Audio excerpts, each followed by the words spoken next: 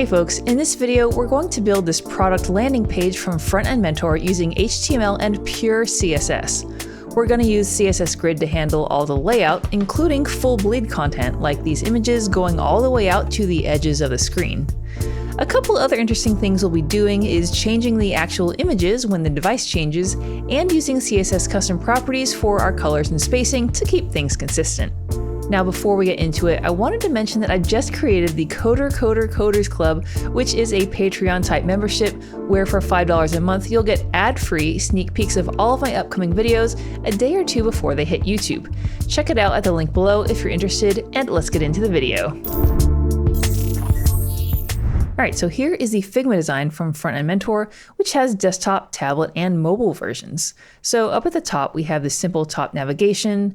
Then below that, we have a hero section, which has text, image, and then this decorative gray block, which goes full bleed out to the right side. Below that, we have another section, which has more images of the product. And you might notice that the image, this orange one, changes from desktop to tablet and to mobile. Then below that, we have a 4-column grid, which has these feature blocks, and it goes from 4 columns on desktop to 2 columns on tablet, and then stacked to 1 column on mobile. So this should be a pretty fun site to build, and we'll be using CSS Grid for pretty much everything here. So in VS Code, we have the starter files open from Front-End Mentor. It comes with an index.html file, which has boilerplate code, and then all the copy or text for the website. And then we also have this assets folder, which has all the images that we need for the website as well. Now I created this style.css file for our styles, and I included some boilerplate styles just to start out. All right, so let's go back to Figma and figure out our approach for building this site. So when I'm starting to build a website, one of the first things that I try to do is save some of these global shared styles to variables or CSS custom properties, since I'm using pure CSS for this project. So for example, we have these colors here that Front-End Mentor has very kindly set up for us in this design system. And I want to save these colors to CSS custom properties just to make them a lot easier to reuse. So let's start doing that first. All right, so I have VS Code open on the left, and then I have the Figma design on the right with the colors. And what we're going to do is we're going to save these colors to CSS custom properties in our root element.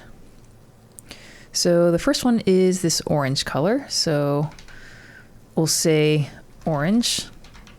And then I want to save my colors as HSL, so hue, saturation, lightness.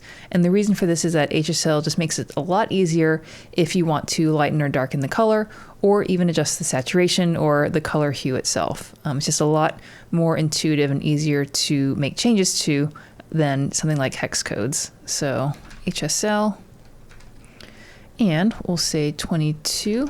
We're just basically copying the numbers here, 89%. 52%. Okay, and then the next one is this orange, lighter orange color. So what I'm going to do is duplicate that first orange color, and then we'll rename this one to orange light. And then this one looks like the hue is the same, 22. Then we have 100% for saturation, and then the lightness is 69. Okay. Next up is we have some blue colors, so starting with a dark blue. So maybe I'll just duplicate these 2 lines. And then name this blue, and then blue light. So the first blue is 220, 50, 17. And then the next one is 221, 23, 58. All right.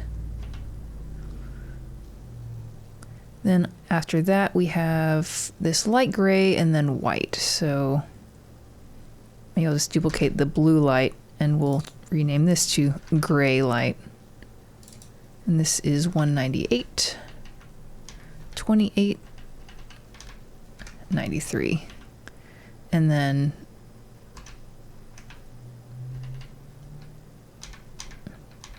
white. Oops. And this is 0, 0, 100. Okay, so that looks good for our colors. Okay, next up, let's get our font set up. So we're using a font family called Barlow, and I'm assuming it's a Google font since that seems to be what Front End Mentor uses. So let's check on the different font weights that we're going to need. So it looks like the headline text is in black, which is 900 font weight. And then the body text is, it says medium, and that is 500 font weight. So we just need those two font weights for this font. Now, the problem with using Google Fonts is that if you're using the embed codes from Google Fonts, that is not GDPR compliant, because whenever a user loads your website, they download the font from Google Fonts, and Google is able to track the IP address of the user, which is against the privacy regulations in the EU. However, there is a good workaround if you do want to use Google Fonts, and that is to host the font files locally from your server. Now, you can download the TrueType font files from Google Fonts directly, but for browsers, modern browsers, you need to have the WOOF or the Web Open font format, I believe. And so you need to get those WOOF font files. And you can get them from this tool, an open source tool called Google Web Fonts Helper, which is super useful. So here we go, Google Web Fonts Helper. So on the site, you just type in the name of the font family that you need. So for us, that's Barlow Sans Serif. Here we go. And then you're able to select the different weights you need. So we wanted 500 and not regular, 500 and then black, which is 900. So just these two font weights. And then we have some example code here, which is great. And then if we scroll down, here we go. We're able to download the font files. All right. So we have our font files downloaded. So this is my downloads folder. I'm going to go into the zip file, and we have the two font files for the two font weights. So each individual font weight is going to be its own file. So let's copy those and then go back to our project folder. And then here I'm going to create a new folder called fonts. And then in it, I'm going to paste in our font files. And the reason that I created that fonts folder is that I'm just following basically the path name that Google Web Fonts Helper has in their example code. So you just want to make sure that this path matches where you actually have your font files located in your project. So now we have our code copied. Let's go to VS Code. And in our CSS file, I'm going to paste it at the very beginning. So here we go. We have our font style set up, and we're using the font family name Barlow. So let's set that as our font family in our body tag. So I just kind of had some default style set up already, and I'm going to paste in the Barlow font family name before Arial, just so we keep those other font families as fallbacks in case something goes wrong with the Barlow font. And I do have some other global styles. We have box sizing border box. I'm setting the margin of the body tag to 0 just to reset it. I'm also setting the margins of the H tags to 0 as well. And then for the buttons and other form elements, you want to explicitly set the font family to, I'm setting it to inherit so that it'll load the Barlow font. Otherwise, those elements are going to load a font family that's default based on your browser. So for whatever reason, for form elements, you need to explicitly say what font family you want to use. All right, so we have our colors and our fonts set up. Now let's just take a look at our project files. So because I created the style.css file myself, it's not referenced in the index.html. So let's start by adding a link to our CSS. And then, yes, it's loading style.css, which is what we want. So if you've watched my videos in the past, you probably know that I usually use Sass for all my styles, which I do love. But for this project, I felt it might be fun to just try to use pure CSS and see how that goes. All right, so let's start setting up our markup for the website. And I usually build the websites from top down. So we're going to start with the top navigation. It's pretty simple. So it just has this logo on the left, and then it has this pre-order button on the right here. And this is the desktop navigation. So if we scoot over to, this is the active states on desktop, and then here we have tablet. So it looks like on tablet and mobile, the top nav is pretty much the same for all viewports. So I'm going to start creating the markup. So in a website, usually you are going to want to use semantic tags. So for the header, you want everything to be in the header. And I guess we can put everything in a nav tag as well. And this is going to be where the image and that button lives. And then after the header, you have the main content of the website in a main tag. And then after the main tag, you have a footer tag usually. And I believe there is a simple footer for this website. So we have header, we have main, and we have footer. And those are the three different sections of most websites, I would say. So in the nav, we want to add the markup for the logo image first. And that's also going to be a link. So I'm going to create a link, and we'll just leave this blank for now. And then in the anchor link, it's loading an image. So let's just see if we can figure out what image we need to use. If we go in the assets folder, let's try shared. And we want to look for, logo type thing. So we have our logo image, and anytime you use a image, you want to set width and height attributes as well. So let's just start adding that there. And let's get the width and height of the logo image. So if I go back into our design here, it is 40 by 40. And then for the alt text, I'm going to say type master, because that's the name of the fictional product name. And then I'm also going to type in home. And this just is a little extra context for screen readers because they're going to read out the alt text. So I think it helps to have the word home in the alt text for this image. Okay, after our logo, let's add our button. So I'm going to use a button text, and I believe it was pre-order now. So let's just select that text and then copy it there. Okay, so I'm just going to be leaving all the text here from the Front End Mentor starter file. And as we create the website, we'll just kind of move it into the markup in the right place. And I think I might actually just comment out this text so it's not distracting on the site. All right, so we have the markup set for our top navigation elements.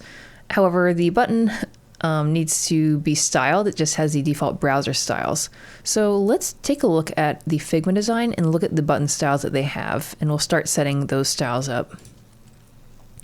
So here's what the button should look like. So it's going to be this light gray by default, and then when you hover over it, it'll turn to the dark blue or dark gray. I think I called these blue in the colors.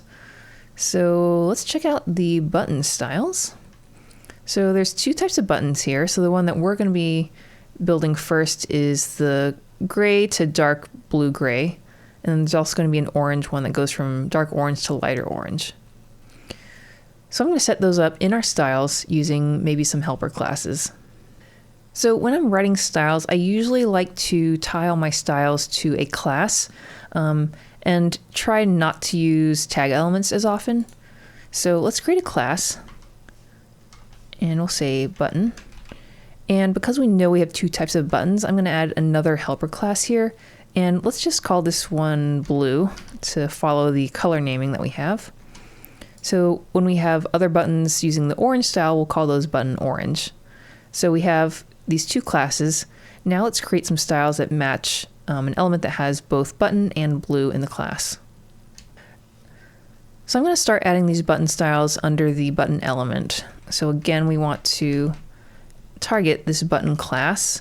And because the orange and the blue button have some very similar styles in terms of, the font size and the spacing, we're going to set those styles in the button helper class, and then we will control the color with the different color class names that we can also add to the element. So let's figure out what global styles we need to set for all buttons. So if I go back to Figma, we can just start by maybe getting the font size set. I have the button text selected, and it tells us that it is bold and font size 16. And then this is line height is 26. So line height I usually like to write as a ratio. So what I'm going to do is take the line height 26 and divide it by 16. So that the line height is going to be 1.625. So that means it's going to be 162.5% larger than the font size. And usually you want your line height to be larger than the font size.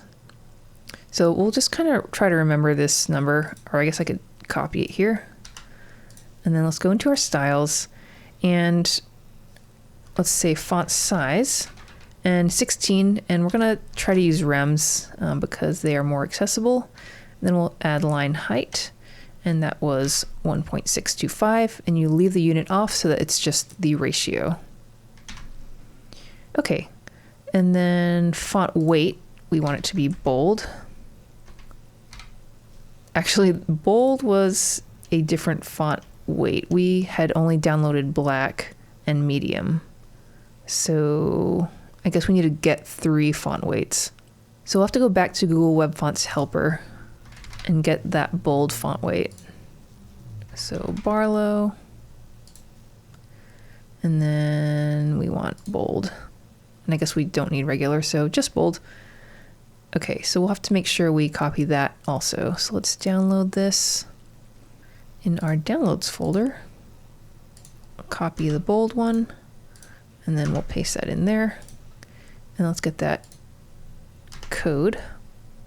And we want to add it again to our styles here. I'll just add it after medium and before black. There we go. So let's go back to Figma and make sure we have all of our other button styles that we might need. Okay, so font weight is bold, and I actually like using the numbers a little bit better just because it's a bit more exact. But it doesn't matter. You can use the keywords for, regular and bold and extra bold if you want. Okay, so I think that's good for that. So we're going to set the colors up later attached to that helper class. So I guess we can start doing that here. So we'll add the button helper class and then no space because it's on the same element, and this was button blue. So in the same way, we're going to set up a button orange for the orange button later on. So for the blue, we can start setting our background color, and we want to set it to that CSS custom property, and it is blue light, I believe. Oh, actually it was the light gray and then it goes to blue.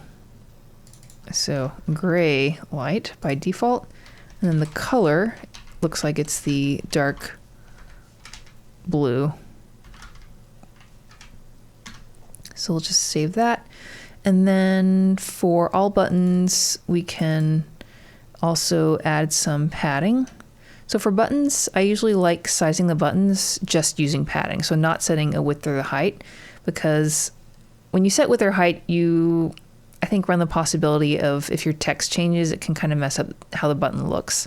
So unless all the buttons need to be a very specific width, I usually will just use padding to set them. But we might need to change that based on the design. We'll find out. But for right now, it looks like we have 16 pixels of padding on top and bottom, and then 26 or 27 on left and right. So I'll just do 16 and maybe 26. So this will be added to the button class because it's going to be applied to all buttons. So padding. And I use pixels for spacing because I don't necessarily want it to scale up if the browser-based font size changes. So we'll say 16 on top and bottom, and then 26 on left and right. Okay, so I think that's good for now. Let's see how the website looks. Hey, so we got a button. We need to get rid of this border. So there's some default browser styles on buttons that we want to get rid of. So one of them is border. So let's set border to 0. And it seems a little tall to me, but I'm not sure. It's supposed to be 58 pixels tall. Let's inspect this and see. Nope, it's 58. That seems right. Okay, it might just be big because I'm zoomed in a bit on the website so you can see better. Yeah, I guess that actually is fine. And then it does look like there is some border radius. So yeah, 8 pixels of border radius. So let's add that.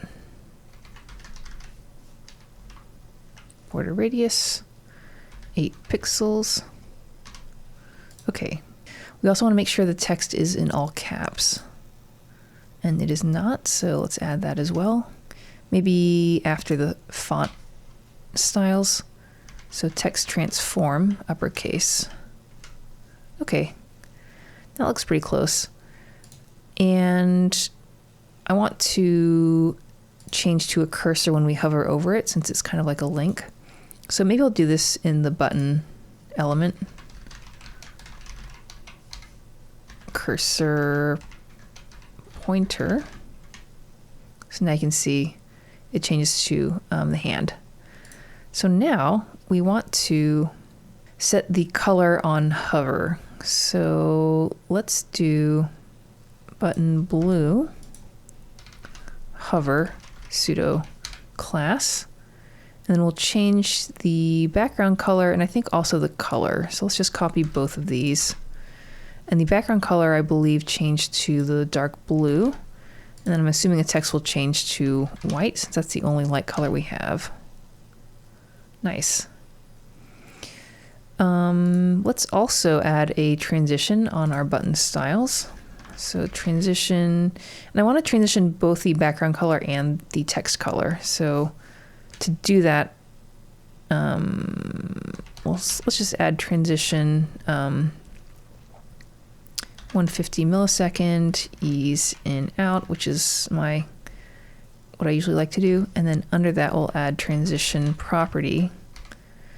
And we should be able to add background color, comma, color, if I'm not mistaken.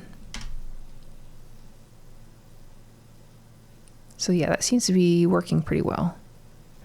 All right, so we have our basic styles for the top navigation. Now we need to figure out some layout styles. So if you look at the desktop design that we have here, most of the website content looks like it's kind of limited to this 1110 pixel width. And you can see most of the content does align with that. And if you turn on the layout grid in Figma, you can actually see that. So we need to write some styles to allow us to limit the width of some of the content to 1110 pixels, but also allowing for other elements like, these decorative gray boxes to go outside of that and go what's called full bleed all the way to the left and the right sides. And I'm going to try to use grid for this. So if we look at this grid, you can actually think about this as having 3 columns. So the middle column is going to be that 1110 pixel wrapper or container. And then on the left and the right, there will be 2 more columns, and those are going to be able to be variable width. So if you have a really large display like an ultra-wide monitor, then outside of the 1110 pixel container, any available extra space will be divided equally on the left and the right. So again, we're going to have 3 columns. We'll have the middle column being the content, and then left and right will be the variable columns. So let's start writing these grid styles in our styles. So I'm going to attach these to a class. Let's call this grid main. And here we're going to say display grid, of course. And then we need to figure out the grid template columns. So we said that we want to have 3 columns. So the left and right, meaning the first and the last, are going to be variable. So I'm going to name those as 1FR. And then in the middle is going to be the container or the wrapper for the content. And that one, let's write this as min. And this min function is a CSS function, and it allows you to set 2 values, and then whichever one is less for the current display and the current viewport is what will end up being used. So I'm going to say min 100%, comma, and then we want to set this to 1110 pixels. I'm actually going to set it to a little bit less because I'm kind of zoomed in on this display, so I'm going to probably use 800 pixels for that, but I want to use rems. So 800 divided by 16 is 50 rems. So this is going to be our container. 50 rems. So what this means is that if 100% of basically the parent is less than 50 rems, then it's going to be 100%. If it's greater than 50 rems, then 50 rems will be less. And so this means that the middle column cannot get larger than 50 rems or 800 pixels. Okay, so this is going to be our main grid layout, but inside that, we want to create another class so we can kind of assign it to that middle column here. So I'm going to create a new class, and let's call this grid content. So in grid content, we're going to set the grid column to be, it's going to start at the middle column, the second column. So that's going to be, if you start with grid lines, it'll be 1, 2. So it'll start at 2, and then it'll end at 3. And this will make a little bit more sense once I start adding these classes to the HTML. So let's go there. Okay, so the classes that we created were grid main and then grid content. So what we want to be that middle column is going to be everything in the nav tag. So class grid content. And then the parent of that is going to be the main grid. So grid main. So now when we save, you can see things move just a little bit on the website. So let's inspect this and see what's going on. So here's the grid main. You can see it is going all the way across. If we turn on the highlighting, you can see that it is limiting to 800 pixels here. And then less than that, it's just going to the edges. And we might want to fix that later on, just to add some space on the left and right for smaller viewports.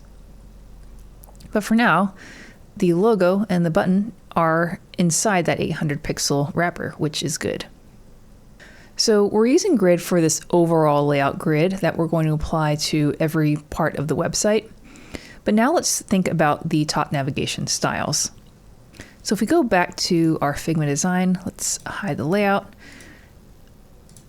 In the top navigation, these elements are basically just on the left and the right sides, and then it looks like they are vertically centered. And we could use grid for this, but I'm going to use Flexbox because we don't need to make the content in the top nav conform to a specific, layout of columns. We really just want to fit it at the left and right sides of the top navigation. So I think it might just be easier to use Flexbox for that. So I'm actually going to create a new class in our nav tag because I don't want to add more styles to this grid content class, because we're going to be reusing the grid main and grid content classes as we go down the website. So we're going to make a new class just for the top navigation. I'm going to call this top nav.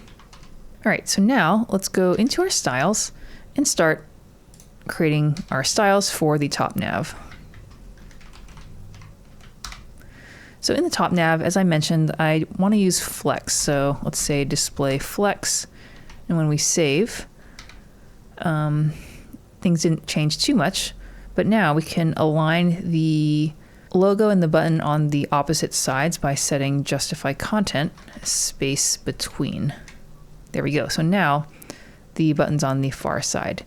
And then we also want to center them vertically. So align content, center.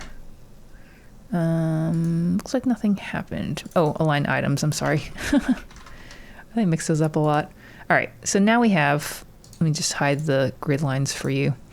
Now we have our top navigation elements, and they look like they're conforming to our 800 pixel grid, and they are vertically centered. I'd mentioned that I want to add some breathing room on the left and right sides for smaller viewports like tablet and mobile. So let's go to Figma to figure out how much space we need. So here is the tablet design. And if I hold down Alt and select it, we have 40 pixels of space on either side. On mobile, it is 24 pixels on either side. So 24 and 40. So what we can do is, let's start with the mobile side. So I'm going to turn on the iPhone view. So in our styles, in our min function, we can adjust this value of 100% to be instead 100% minus, and if we want 24 on either side, we can multiply that by 2 because we've left and right sides, and then subtract 48 from the 100. So now you can see that there is space on either side of the top nav elements. And if I turn on the grid inspector, you can see in that we have that space now. And it kind of stays all the way out. However, we do want to change to 40 pixels of space on either side for iPad view. So let's do that. So I think we're going to have to create a media query. So I am just using pure CSS, so we're just going to add a media query directly under the grid main class. And we'll say width greater than, and iPad is 810, iPhone is 375, so let's try maybe 450 pixels. But again, I'm going to use rems, so 450 divided by 16, 28.125. And you can use EMs or rems. They basically do the same thing. I'm just kind of in the habit of using EMs for my media queries because that's what a lot of like frameworks that I've used use, but you can use either. So in here, we'll add grid main, and we're going to adjust grid template columns. And this is for tablet. So we want 40 pixels on either side. So instead of 48, it's going to be 40 times 2, which is 80. There we go. So you can see the space on the left and right changed to 40. If we go down, you can see that it decreases for mobile and then tablet. And let's just see what happens at desktop widths. Yeah, so it's 800 at larger viewports, and then it goes down to iPad and then mobile. So it looks pretty good. Let's also add some space above the top navigation. So again, going back to Figma, on desktop, if I hold down Alt, it has 55 pixels on top, and then on tablet it was 40, and then on mobile it is 24. So I think we can add this space maybe as top padding in the body tag. So let's go back to our styles, and we're probably going to have to use media queries for this again. So I do want to kind of make sure that we're using the same breakpoint widths for everything, just to keep things consistent and make sure everything changes at the same time. So here we go. So first let's do the body padding for mobile. So I'm going to add the same padding on top and bottom, just so it's the same. So padding block on top and bottom for mobile was 24 pixels. And I use pixels for spacing things like padding and margin and gap, so that they don't scale up if the user changes the browser-based font size to be bigger. And then I use rems for font size and, the width of things. Okay, so now we can see our padding went up for mobile.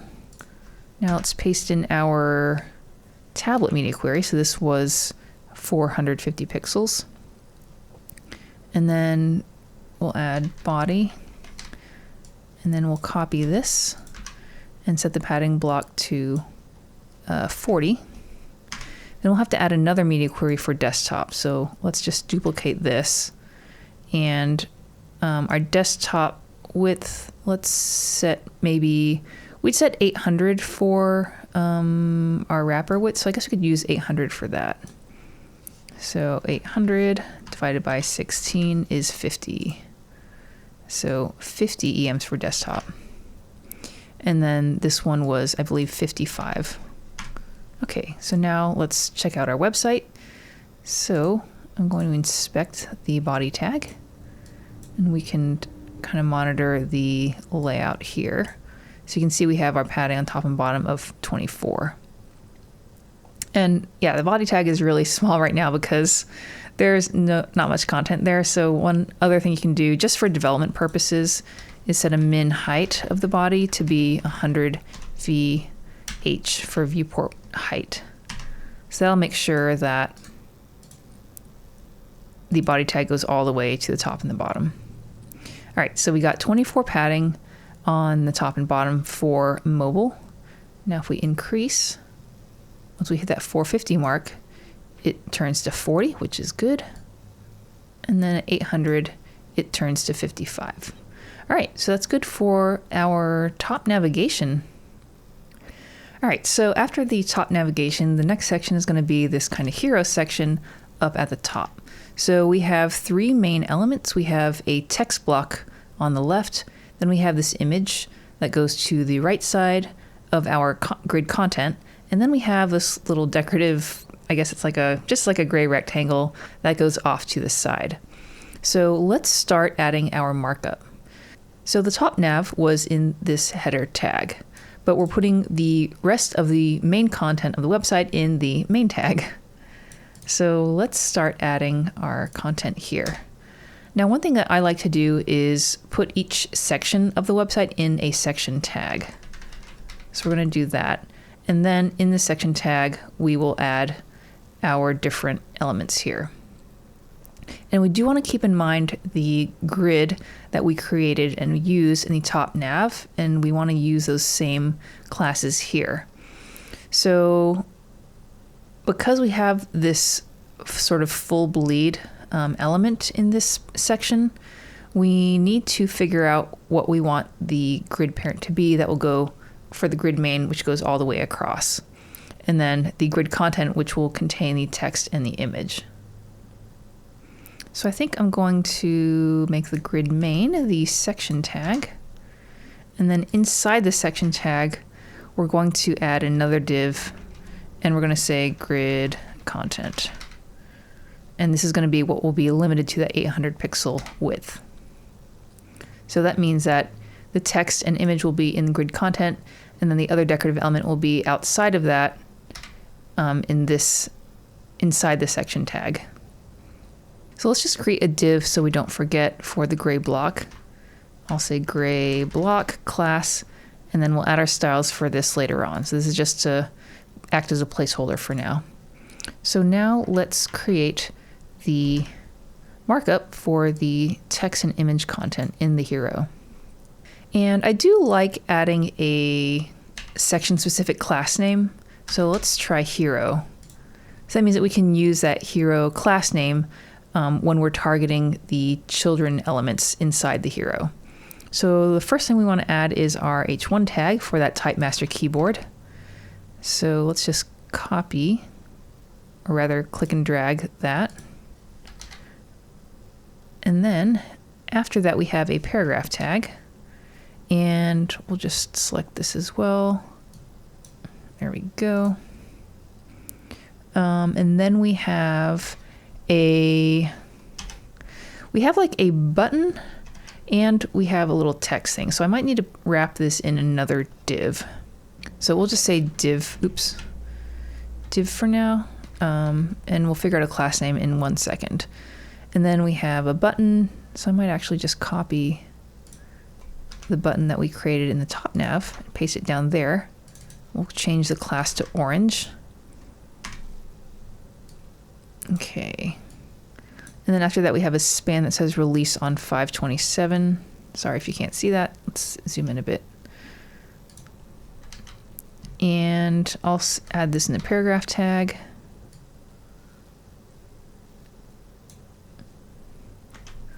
That should go in the paragraph tag. There we go. Okay, so then this paragraph tag is going to be, we don't need that anymore. Release on 5/27. Okay.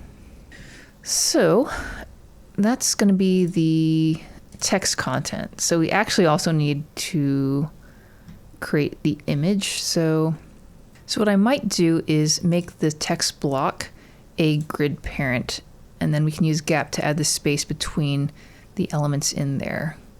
So I might need to nest another div in here and say maybe hero text, and then move all the text content in there just to keep things separate. Then we can add another one here for image, and we'll call this hero image. And figure out the source. So assets, desktop, I'm just going to guess it's going to be image keyboard. Yeah. And then we need to figure out the width of this. Oh yeah, let's add the alt text. So keyboard.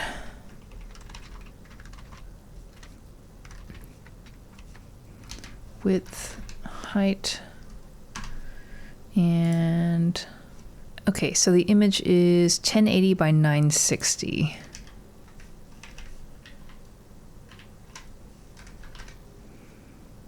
Okay.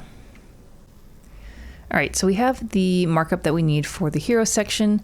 Now let's start adding styles, the basic styles to the elements. So I'm going to start with the H1 tag. So on desktop, this is 56 pixels, and we also need to add that font weight of 900. Let's check the font size on tablet and mobile. So tablet, it is 48. Mobile, also 48. Okay, so it's 48 on mobile tablet and then 56 on desktop. So let's go to our website here, and in our styles, here we go. So H1, H2, and H3. So first thing, we need to add some of the font weight. So font weight is 900. There we go. And let's start adding the styles for H1. So font size was 48, which is 3 rems. There we go. And then we want to add a media query for desktop, which is 50.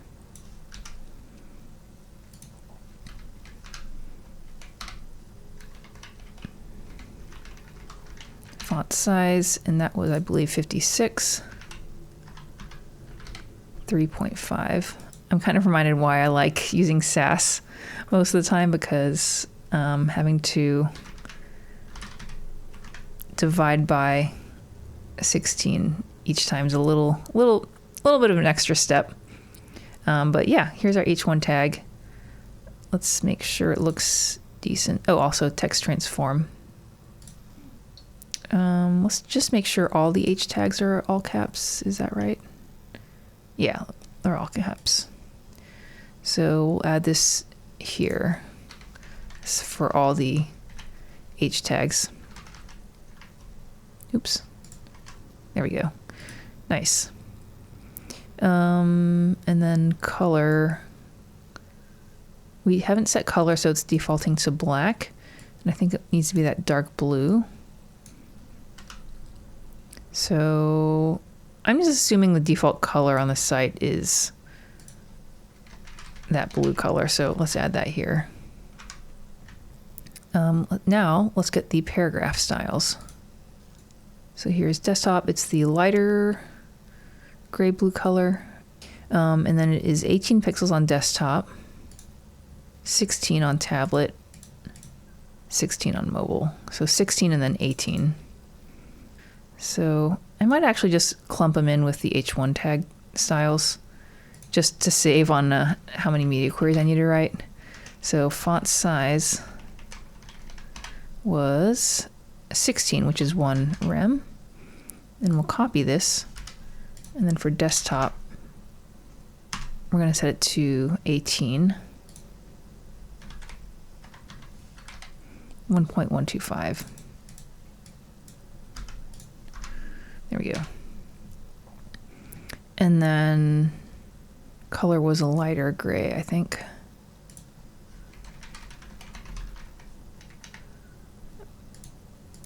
Blue light. Yeah, so it looks like that's the default text color on the paragraph tags.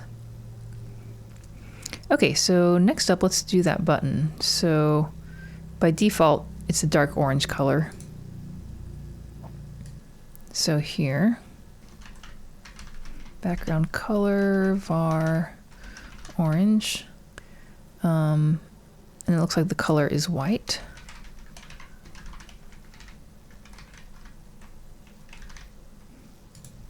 And then on hover, let's just duplicate that.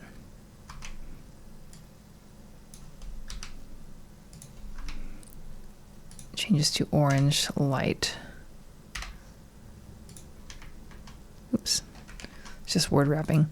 And then the color is the same. Okay, let's check that out. All right, looks pretty good. And then the release on 527, looks like the font weight is bold. Oops, there we go. So we can use an emphasis tag for this actually. EM.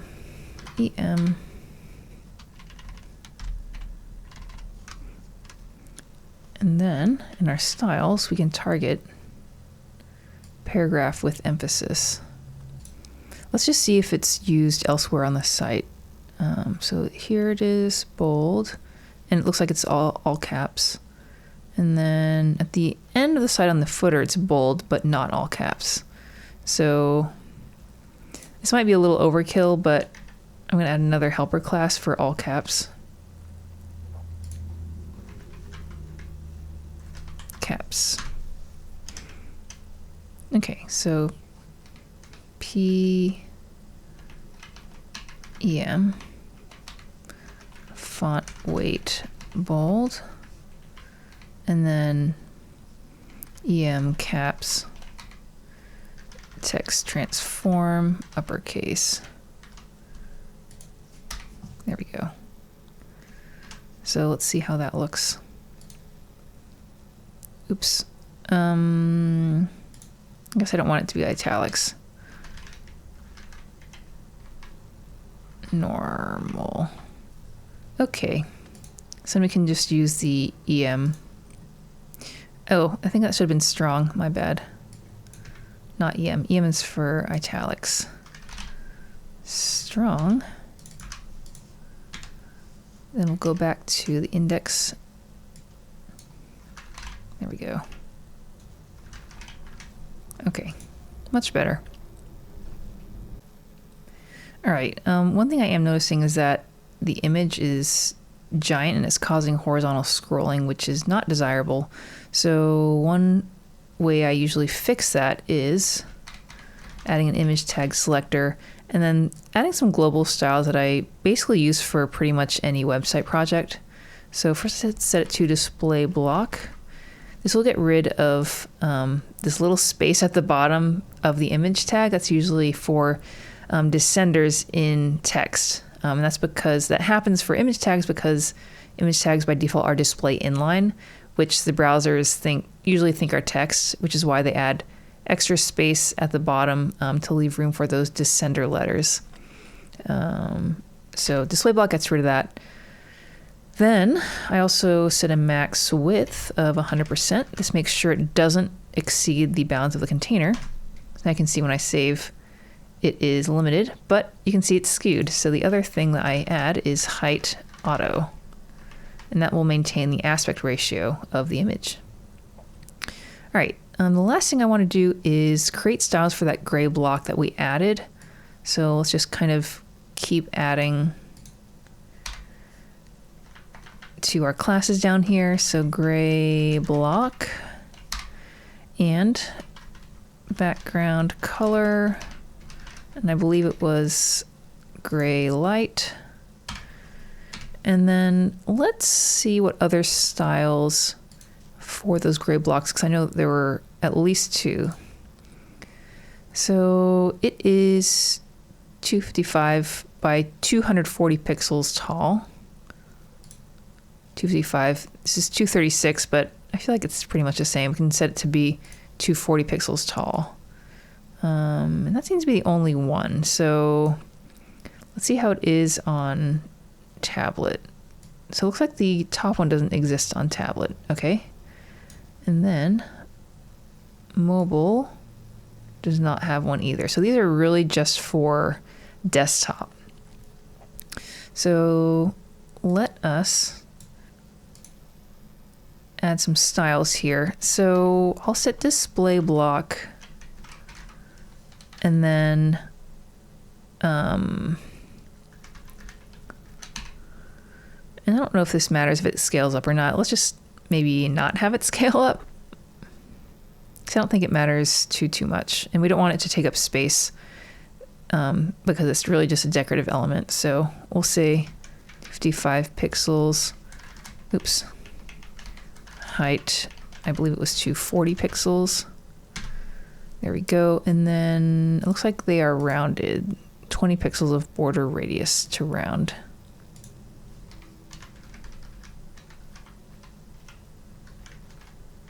There we go.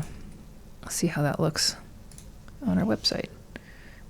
Okay, so there it is. It is showing up. It looks pretty good. All right, so off camera, I kind of went back through the styles and I made a few kind of organizational changes just to make things a bit easier to navigate. So the main thing was that I decided to move all the media queries to the end of the CSS file. I was trying to sort of follow the Sass approach, where in Sass you can nest media queries inside the selector, but you can't do that in CSS. But I wanted to sort of keep the media query styles close to the original style, but it was just starting to get a little bit too many media queries. So I'm going to try to put all the media queries at the end of the file to keep them all together, and hopefully the styles will still be reasonably easy to parse. The other change is that I think I had originally made the breakpoints a bit different for desktop, just because I'm kind of zooming in a little bit on the website to make it easier for you to see on the video. But originally the container width or the wrapper width for desktop was 1110 pixels, and I think I'd made it something much narrower, like 800 or 900, and that was kind of just causing other issues when, you know, we're trying to use grid and stuff to set widths of things. So I'm going back to just follow the actual design. So I have made the desktop breakpoint 1200 pixels or 75 EMs, and then the tablet breakpoint I made 800 pixels or 50 EMs. So we're just going to be working basically closer to what the actual design is, which I think maybe would be fine. All right, so getting back to the video, we've added the content for the hero section. However, we need to figure out some design issues in terms of the layouts for the different breakpoints. So let me show you what we're going to be working on here. So on the different designs, we have a layout grid. So this is just showing the columns that the design's adhering to keep things consistent. So on desktop, we have 12 columns, and there's 30 pixels of space between them. And you can see that most of the content does conform inside these 12 columns, except for the gray blocks up here in these two parts. But everything else conforms to be within those 12 columns. However, on tablet and mobile, it's a little bit different, where on tablet we have 4, 5, 6 columns, and you can see that if I zoom in a bit here, this image is actually going all the way to the edge. So it's kind of what we were sort of trying to start with our grid styles, in that we wanted to be able to allow for full bleed or elements to go all the way to the left or right sides.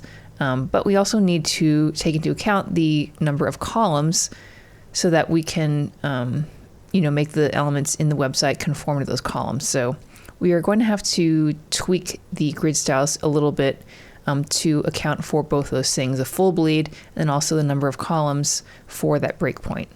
So for tablet, we have 6 columns, and then I think I put 30 pixels of space between each column. Then on mobile, it's sort of similar in that we have this image going outside of the columns and going full bleed. And then also this image down here is also going full bleed.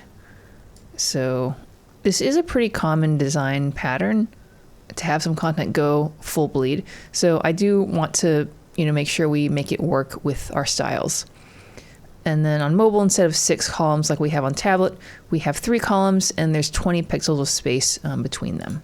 So we're going to spend some time now trying to make our layout styles work so that we have 3 columns on mobile, 6 columns on tablet, and 12 columns on desktop. So let's start with our mobile styles. So here's the layout grid again, and just to refresh, we want to have 3 columns with 20 pixels of gap between the columns, and then on the left and the right we want to have 24 pixels of margin outside of that. So on our website, I'm going to turn on responsive design mode, and we have the iPhone view showing, which is good. And we need to make a few changes to the styles for mobile. So this gray block is not visible on mobile and tablet, it's just desktop. So in our styles, I'm going to, by default, set it to display none. And then we will add it back in our desktop media query. Set it back to display block. There we go. Okay, so here's the content that we have. Now let's figure out what we need to change for our grid styles. So let's go up to here. So here's where our grid styles are in the grid main class. So let's also turn on our layout grid. Oops, where is it? Here we go, grid main hero. So right now we have the 3 columns. Let me show you in the styles actually. So we have the 3 columns. 1FR is going to be the first and last column. And then in the middle we have our min function, which chooses between either 100% minus 48 pixels. That's again to allow space for the 24 pixels on either side on the mobile website. And then or 50 rems, which was 800 pixels, which at the time we were using for our container. But I actually think we don't need to worry about that because we're going to be changing these styles for tablet and desktop anyway. So I'm actually going to remove this, and let's just start from 100% minus 48. And we do want to use the calc function to calculate that. So 100% minus 48 pixels. There we go. So nothing really changed because that's what was being chosen before in the min function. So now what we want to do is we want to, instead of having one big middle column that has 100% of the width, we want to divide that up into 3 columns. And we can do that using the repeat function. So after 1FR, let's write repeat. And then in here, we want to first add the number of columns, so 3 columns, comma. And then we actually want to kind of move this calc function inside the repeat function. And that's going to be the sizing of the column. So now we have calc 100% minus 48 pixels, but again, this is just the full width. So we actually need to divide all that space up into 3 columns. So calc 100% minus 48. We have to add another parentheses here. This is kind of like going back to math class, and divide that by 3.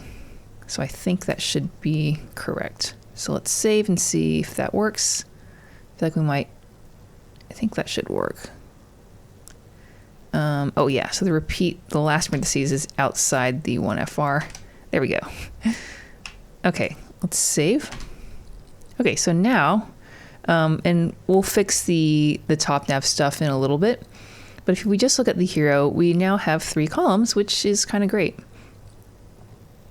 However, things look a little weird, and I think that's because we have our grid styles up here in the grid main class, but then we'd added all the content in this grid content class. And I think, and this was just to assign it to the middle column. So I think we actually might not need the grid content div.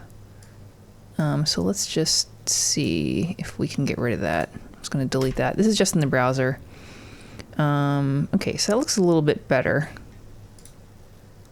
So now we have our columns, and obviously the spacing is a bit weird because the content in the text element is making it really wide. So it's kind of breaking what we would like our grid layout to be, but we will fix that. Let's first get rid of that grid content div because I believe we don't need it anymore. So let me just fold these up. So here's the text, and then the image is down here, and we're going to make those direct children of the grid main. So just in case we need it, I'm going to actually comment it out, and we can bring it back if we needed to later, but I think we'll be okay. All right, so now we have our grid, but let's kind of get the spacing right. So we had three columns inside, and then we have one on the left and one on the right. So there's actually 5 total columns. And we want the hero text to take up all of those middle 3 columns. So we do need to add some styles for that. And I believe this was hero text. So let's add some styles for hero text. And since we have the gray block here, the text comes before that. So let's add hero text.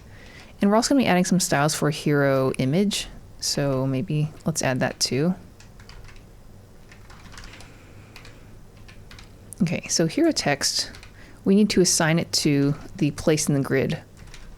So grid column, and this is the shorthand for grid column start and grid column end. So we don't want it to start, so if we have it go through the middle columns, we don't want it to start at 1, the grid line 1, but we want to start at 2. And then we want it to end at not the last, but the second to last. We can actually write that as -2 because -1 is the far right line. And you can count from the end. So it's going to be -1, -2, and so on, moving back to the left. So we'll try grid column to -2 for the text. Things are kind of overlapping a bit weird, but let's add some styles for the image to see if that helps. Now the grid column for the image, I think we also want to go start at the second line, but I think we want it to end going off screen, so full bleed. So let's try that. Cool. So this looks like it's getting closer to our design. If we check this out, let's just turn off the layout grid for a second. So here we have the text going here and then the image here. So, you know, definitely getting there, but we have a bunch of lines here. So let's see what's going on.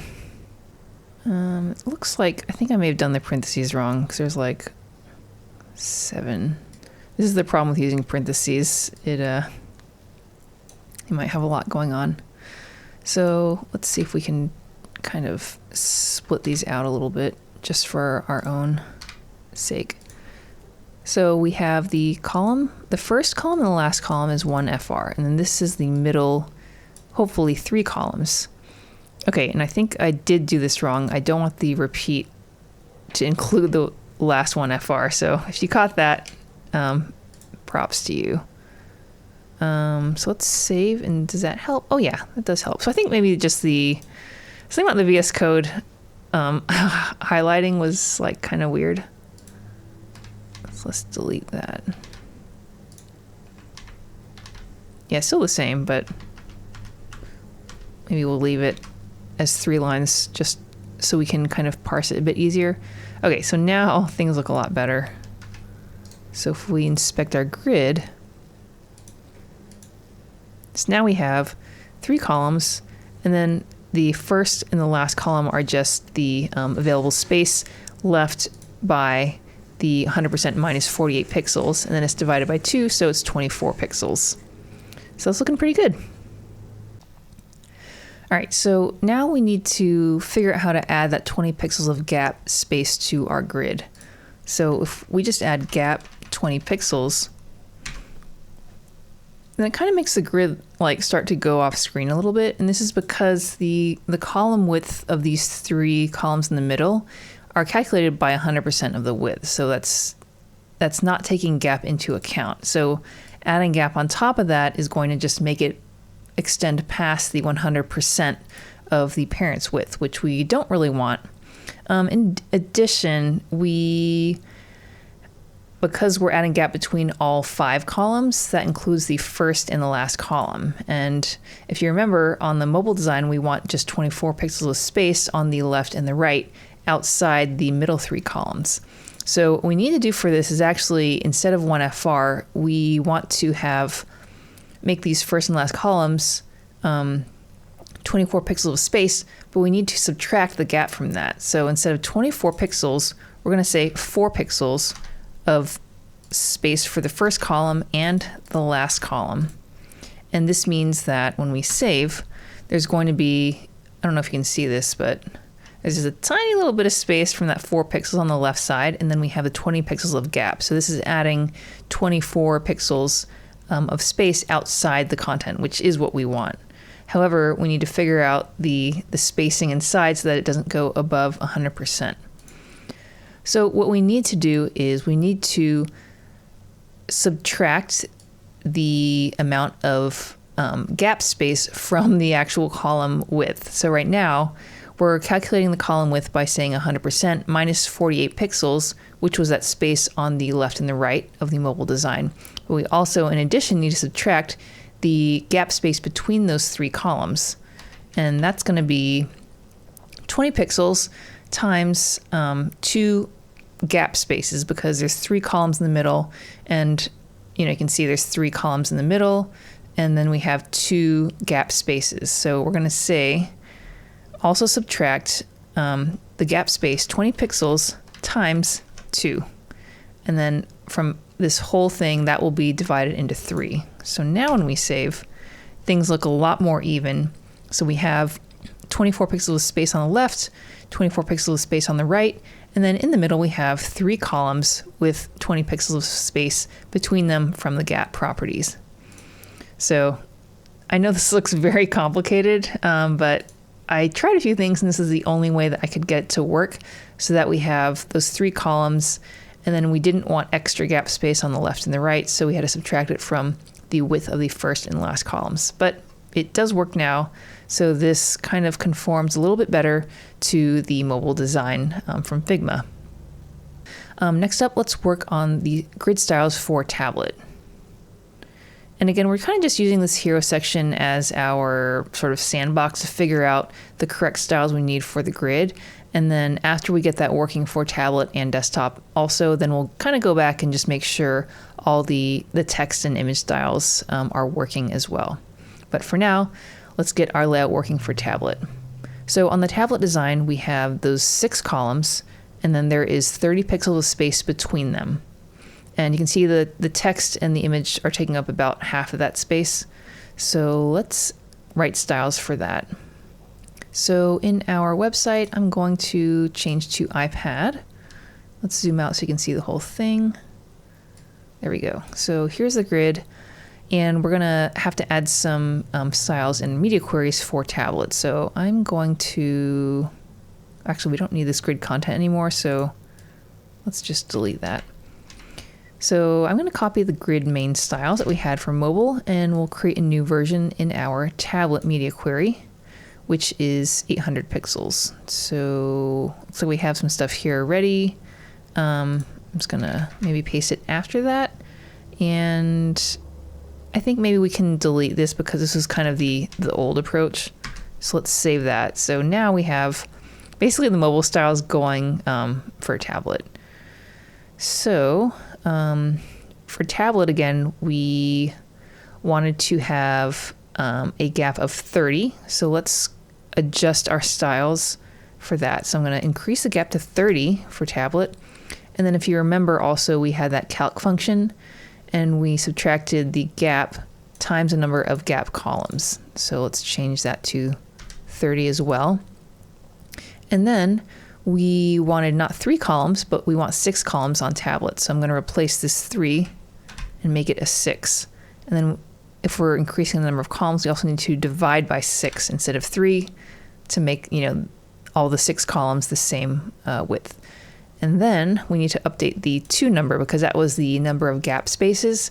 Since we have 6 columns on tablet, we have 1 less gap space than columns. So instead of 6, we need 5.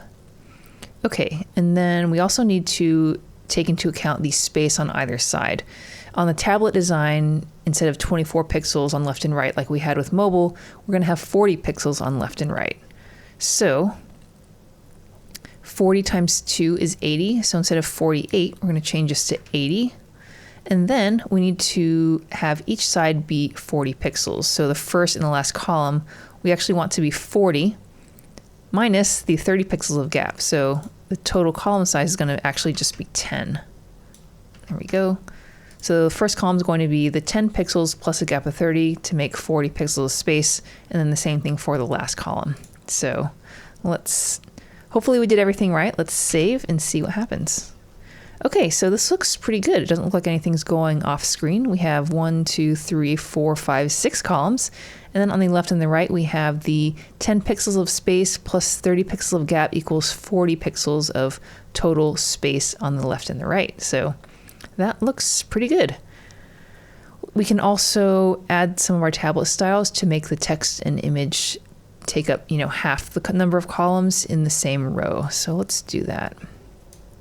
So hero text and hero image. I'm going to copy those mobile styles, and then let's paste it in our tablet media query. Okay, so that looks good. So now we want the text to go, I'm assuming half, so we'll say 3 columns. So it's going to start on line 2 and go until line 5. And then the image will start at the middle, so line 5, and then go to -1 again. All right, so let's save. And now we have 2 columns. And when we reduce our viewport width, we go to our mobile design, and then it switches up at, I think it was 800 pixels. Yeah, so at 800 pixels, this is when we hit the tablet design. So yeah, looking pretty good. All right, so now let's get the desktop one working. And the desktop is going to be a bit different from the mobile and tablet. And the reason for that is because desktop can be, any large width. So it's going to be 1200 pixels and up, or I guess this one is 1440 pixels and up. And any extra space is going to go on the left and the right, versus on tablet and mobile, we had a fixed width on the left and the right.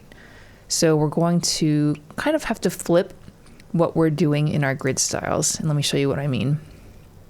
So if we go down to our grid styles, for tablet here, we set the first and last columns to be that static 10 pixels.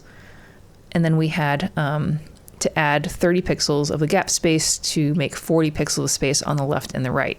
However, for desktop, and let's just copy these tablet styles to start that stuff. I'll add it here. On desktop, we want the first and last columns to actually be flexible and take up whatever remaining spaces. So we're going to change this to 1FR, and then let's just start adjusting our styles. So on tablet, we wanted 12 columns. So let's change the repeat function to 12. And we also want to divide by 12. Now this is kind of the tricky part. We need to kind of adjust. Let me see if I can make this look a little bit better. In our calc function, we don't need to take into account the space on either side like we did with tablet and mobile, because that's flexible. So we can get rid of the middle number here. This was the 40 pixels of space on either side on tablet. So we don't need that anymore, because a 1FR should take care of that. And then we need to keep the gap at 30 pixels. It has the same gap as tablet. And then we need to multiply by the number of gap spaces, which again is the number of columns minus 1, so 11. And then we need to change, instead of 100%, on desktop, we had limited the width of the website content to 1110 pixels. So that is what we need to do here. So this one needs to be 1110 pixels, and I'm converting it to rems. So I did this already, so it's 69.375 rems is equal to 1110 pixels. But you can think about this as 1110 pixels minus the 30 pixels of gap times 11 gap spaces. So that should be good. Let's save and see what happens. And we have to change to our desktop width. So this is at 1200 pixels wide. I'm just going to zoom out so you can see everything. That looks 1, 2, 3, 4, 5, 6. So it looks like this is 1200. So I think we need to adjust our media query actually. So media query, instead of just greater than 75 EMs, let's set it to greater or equal to include that 1200 pixels. There we go. Okay, things look a little weird because of this gray block causing trouble again, but let's fix that. here's the gray block. So we'd set it to width of 255 and height of 240, but I think actually we want to get rid of the width, because if we look at the design, this gray block is just kind of here. And I think we'll have its width controlled by the grid style. So it'll just start at that end line and go far, however far you have space on the viewport. So let's remove the width and we will, yeah, it looks a lot better. So now let's kind of change our grid assignments for the text and the image, and probably also the gray block. So I'm going to copy these, paste them in for our desktop styles, and let's adjust. So I think the hero text and image were taking up basically half of the 12 columns, so 6 columns. So we are going to start at 2 for the text, and I think we want to go 1, 2, 3, 4, 5, 6. So you probably can't read that, but that's grid line 8. So we'll have it extend to 8. And then the image will start at 8. And then we don't want it to go all the way to the full bleed edge, but we're going to have it go to the end of the 12 columns, which is -2, which should be this line here. So let's save that. Okay, so now it's conforming, and you can see a little bit of that gray block at the end. I don't know if it's necessary, but maybe just to be a little extra explicit, we're going to have it go from -2 to -1, so full bleed. All right, and then maybe just for the heck of it, let's extend this window out so you can see everything. And this is exactly at 1200 pixels, which is where desktop starts. So if we have larger than that, you can see the gray block is basically just, going all the way to the end, which I'm assuming is what they wanted in the design. And then any extra space is going to be evenly divided between left and right. And that looks pretty good. Oh, let's get rid of the the border radius on the right side, because we don't need that. So border radius, so it starts on the top left, so that's going to be 20 pixels. Then top right, we don't want one. Bottom right, we don't want one. And then bottom left, we do want 20 pixels. There we go. So now it's kind of going flush to the edge. So that looks pretty good. So if we bring it in, here's the tablet styles. And you can see the image is going full width there. And then down to mobile styles. Yeah, so I think we got our grid styles working pretty well. So I know that was a lot of work, and we're doing some math here, but now that we have kind of put in the work to make the grid styles work, we should be able to reuse these for the rest of the website, which will save us a little bit of time later on. All right, so we got our grid all set up. However, it's kind of messed up our top nav because we made that first. So let's go back into our markup and make the top nav kind of conform to the markup that we have done for the hero section. So everything's in this header tag, and we need to, I think, get rid of the grid content class, and we want the grid main to be the grid parent. So I suppose what we could do is move the grid main class in here. So the header tag is really just kind of containing the nav tag. Okay, so now we can see, I don't know if you can see that, but there's a teeny tiny little logo because it's taking up that first column, which is supposed to just be for space.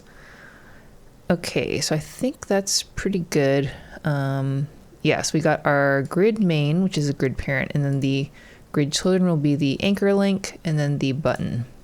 And we might need to give a class. I guess we can just use some tag selectors in our CSS. So let's go back here, and here's our top nav class. And let's start with the mobile style. So I'm going to turn on the iPhone view. So now we can see it actually looks pretty good for the iPhone, except we just need, I think, some space.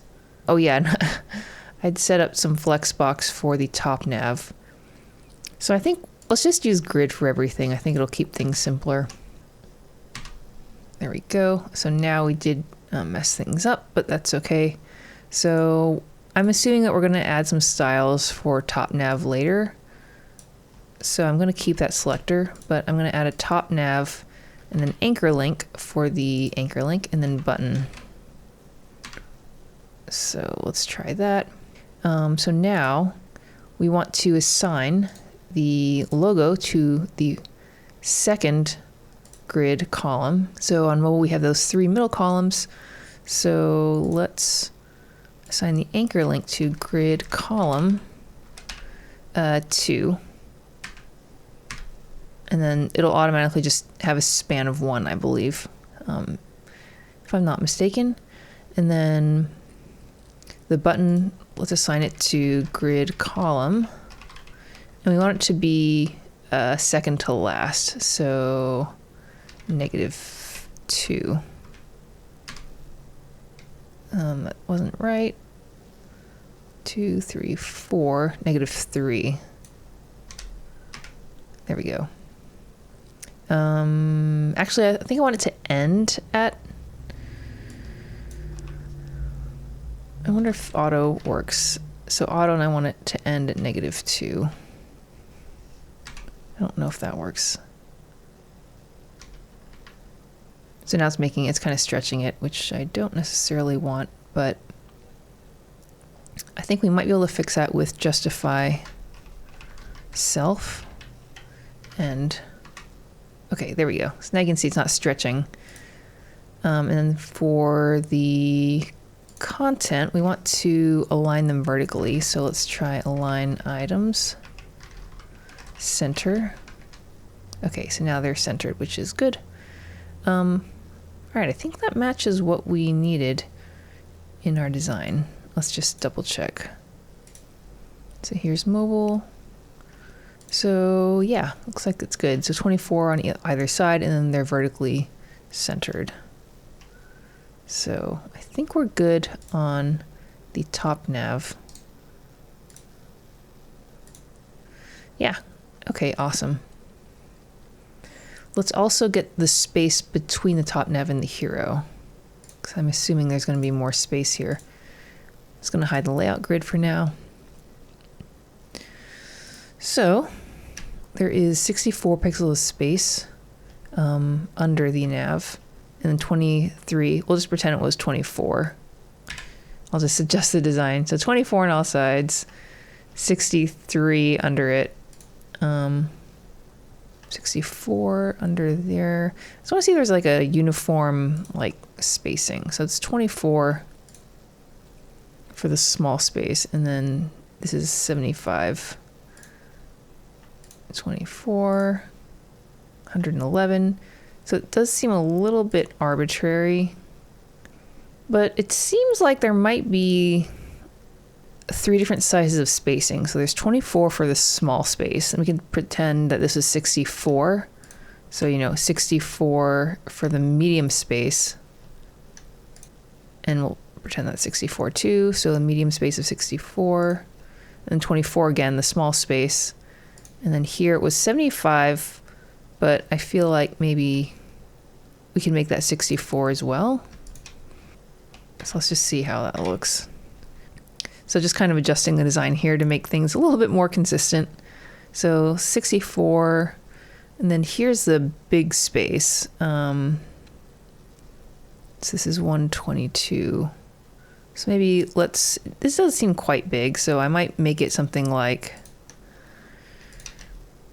100, and then each of these things, so that's 64, it's a medium space. So 122, I'm going to say, I don't really know how to make a design system, but let's just say 120 for the large space, and we'll see if that kind of holds up in terms of spacing for tablet and desktop as well. So what we could do if all the spacing is consistent is set up the spacing in CSS custom properties, and then use media queries to change the size of them between the different breakpoints. So for example, on mobile, the small space would be 24 pixels. On tablet, you know, maybe that small space could be, instead of 24, be 40, because we already have that 40 pixels of space on the side. And that does seem actually consistent. There's 40 pixels on top. So it could potentially work. So this is 24 on mobile, it's 40 on tablet. and then there's a medium space, I believe. Yeah, between there, and that's 72. And then here, it's going to be, 140. So that actually might be able to work. And on desktop, 55 as a small space. But that might not work because it was 30 pixels for the small space between the gap, but it's a little bit different. I don't have any professional design skills, but it sort of makes sense to me that the spacing should be consistent in the design and not just be kind of, arbitrary seeming. Again, I don't know design, but it might be fun to try to set up the spacing as CSS custom properties and see if we can get them to work. Let's go back here. So I'm going to say space small. And for mobile, that was 24 pixels. And again, I'm using pixels for spacing because we don't necessarily want it to scale up, because we want most of the real estate on the website to be taken up by the text and the images. So space medium and then space large. So, we can try. So it was, I think, 24, 64, and then maybe 120, something like that. So we'll add these for the mobile styles, and then we'll see if it works for tablet and desktop. So for the mobile style, the whole reason we're looking at spacing was we want to add space on the top and the sides of the top nav. So right now, it's coming from the body. I think I'd added some padding. So yeah, the padding block here is 24. And then, yeah, I changed it to 40 on tablet and then 55 on desktop. So yeah, we'll see if this works. But anyway, let's add some space under the top nav and to the hero. Usually, again, what I mentioned before is usually I'll add space between elements and the edge of the element with padding, which is why I did padding on the body tag. So what I might want to do is add the vertical padding in the hero. So let's see what that space is on the top and bottom of the hero. So 64, and then the image was part of the hero. Yeah, so that might not work, but let's see what we can do here. So there's space between them. Why is that? I'm trying to figure out what's causing the space between the text and the image. So the gap I added was for gap between columns, but it's also getting added between rows, and I don't know if I necessarily want that. Let's just make the gap only for column gap, because I think I'm going to have to add specific different static widths for the space between rows. Here we go. So I think actually, I guess I could just say column gap. Let's change all the gaps to column gap.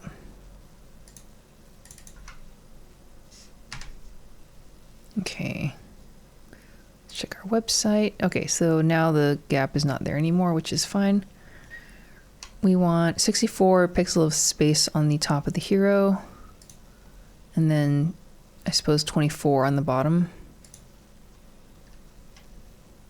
Just trying to see how else this is built. Yeah, let's just do that. So section class hero. And we'll add padding block. Try the space thing. It was medium on the top and then small on the bottom. And then between them was 64. I guess I could add a row gap on the hero.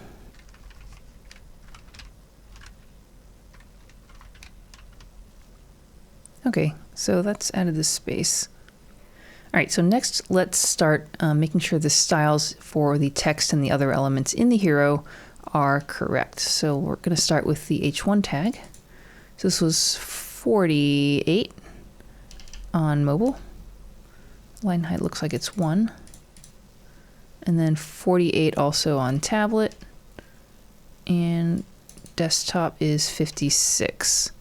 So one thing I like to do with my typography is to change the size using the clamp function. And the best way I think to do that is to look up Fluid Typography Calculator. And this is one of my favorite, most used websites, where it gives you these options where you can set the min and max font size, the viewports, and then it'll give you kind of a mathematically calculated clamp function that sort of makes the max hit right at that max viewport and the min hit right at the minimum viewport. So it's just more exact. So it was 48 for the minimum font size, 56 for the max font size. Minimum viewport was, we'll leave it at 320. I think that's fine. Or maybe I think 375 is the iPhone, so let's just do that. And it converts everything to rems, which is great. And then the max viewport, so for the font, mobile and tablet both were at 48, and it doesn't hit 56 till our desktop, which I think we'd set at 8, or let's see what we did. I can't remember. We'd set it in our grid styles, I believe. Where is that here? Okay, so 1200 pixels. So we'll do that. There we go. And we copy this, and then we're going to paste it in our H1 styles. So it looks like I'd already added some H1 responsive styles with the inside the media query. But let's delete that. And here we go. So we'll delete this and we'll paste in what we have. And I used to round the numbers just to get rid of the decimal places, but I realized that it makes it more inexact, so we're just going to leave the really long decimals here. Okay. And I think the line height, let's just set it here on the H1 tag. So line height was the same, which means it is 1. So now you can see it's a little closer, which matches the design better. Okay, it looks good. So let's get the paragraph tag styles now. So it is 16 pixels on mobile, 16 on tablet, 18. So 16 to 18. So we'll go back to our calculator. 16 to 18. And again, mobile and tablet are the same, so we'll just use that the same viewports. So this is for paragraph. So let's paste it here.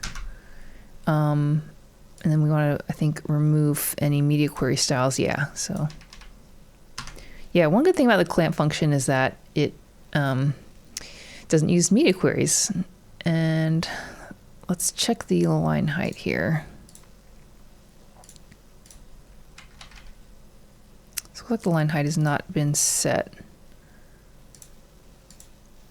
So 18 and 26 on desktop, 16 and 26 for mobile and tablet. So let's see what that is. 26 divided by 16 is 1.625. So I'm just going to use that same line height for all of them. Line height 1.625. Oops. There we go. Okay. I think this paragraph should be fine. And the button, I believe, let's check that. So it looks like the button on mobile is smaller than on tablet. So we'll have to figure this out. So is 16 pixels font size on mobile? And it is 16 on tablet. So that's interesting. The size of the button is different, but the font size is the same. And then it's the same for desktop. So starting with mobile. So it's 11 and 14 for mobile. Yeah, so definitely much different. Padding. So my guess is this padding was for probably desktop styles. So I don't want to delete it, but let's just duplicate it. I think it was 11 and 14. And then we'll change this. We'll add this in the tablet media query for button class. Here we go. And I try to put all my tag styles first before the classes, just to keep things a little bit more organized. Okay, much better. Cool.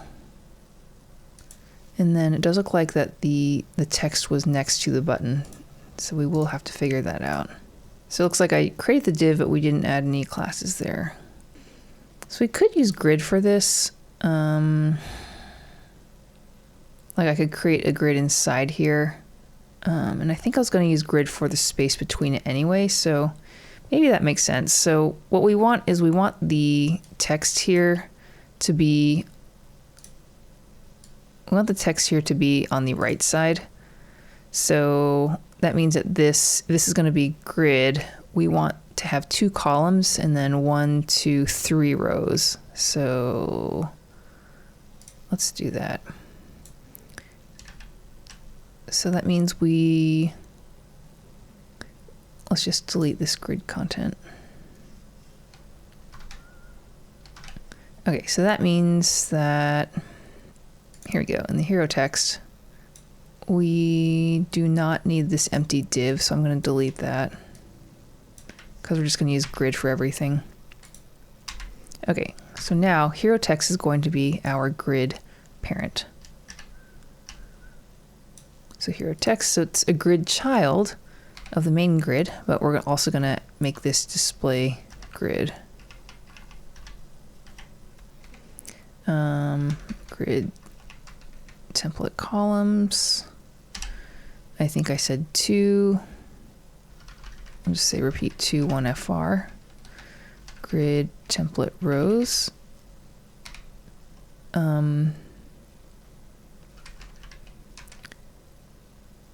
3 rows. So 3 rows. We'll say auto. I think that can work.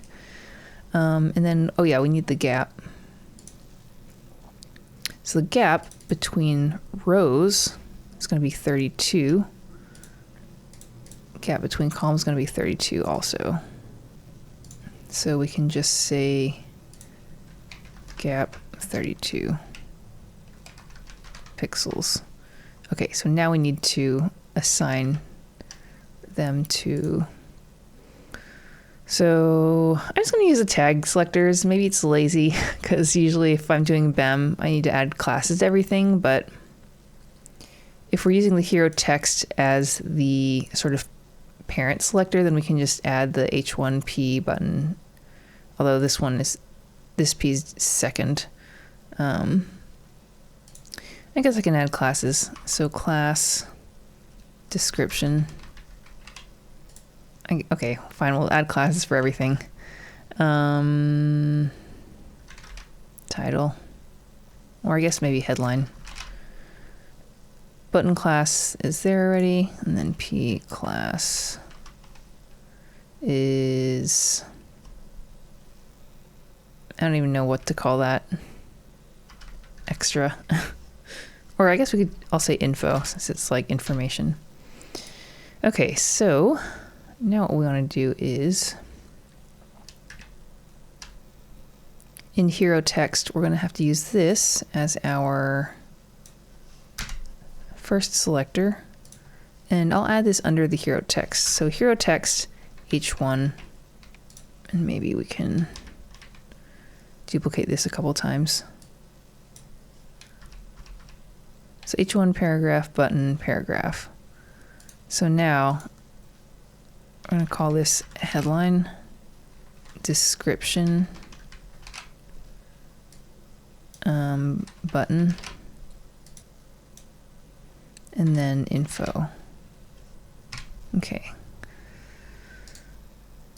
So let's turn on our grid here. So everything's going to take up the full thing except for the info. So actually one thing we could do is, instead of having to select each class. We could say direct child, but not the info class. So this will apply to every child that is not the info class. I think that's right. We'll find out. So grid column, we want to start at 1, negative, and go to -1. So basically the whole thing. Okay, that seems to be working. And then grid info. Wait, I think the button needs to be next to the info. Oh yeah. What if we just use specificity to control this? I wonder if I can do a compound selector and have them just take up one column.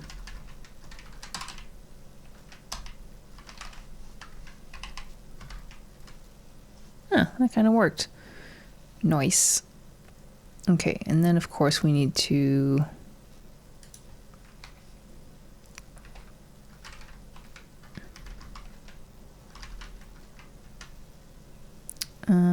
trying to get this to not stretch, but I'm realizing it's because it's breaking the 2 lines. Why is that doing that?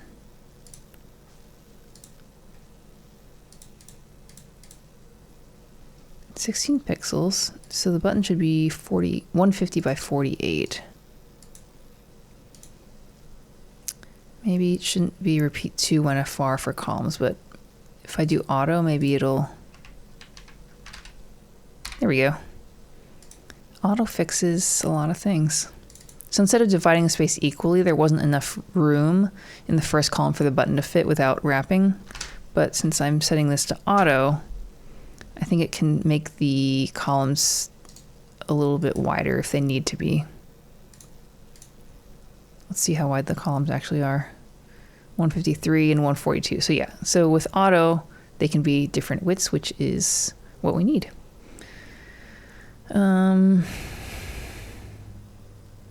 Okay, it looks pretty good. Looks like there's some space on above and below the paragraph for both of them. And I was adding space with gap.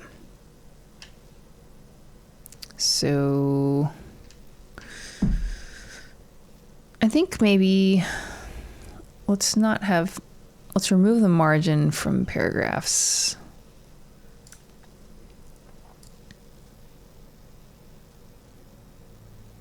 And then if we need to add it back, we can. You usually only want to add space between paragraphs, like if there's multiple ones. So if you wanted to, you could do something like paragraph,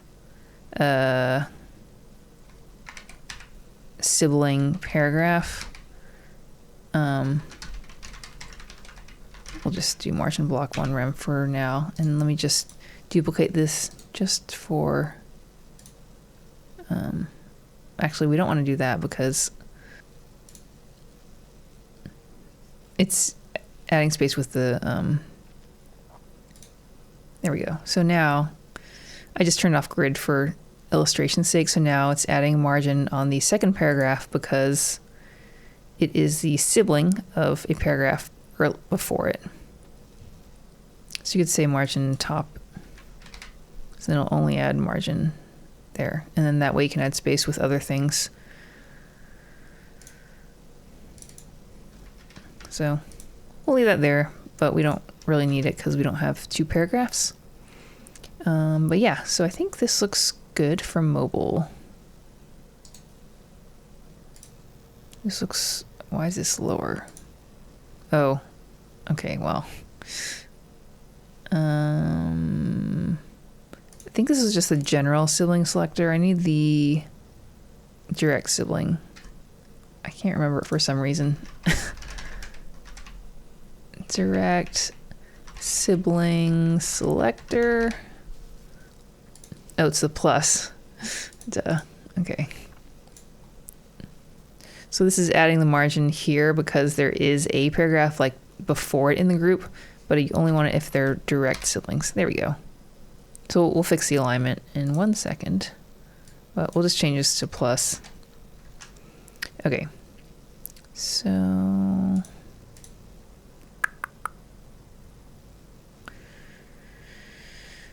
aligning this inside. Wait, why did I set that align items start? Oh, align items should be on the parent. So I think what I want to do is align items center. Okay, so now each child is centered within its cell. There we go.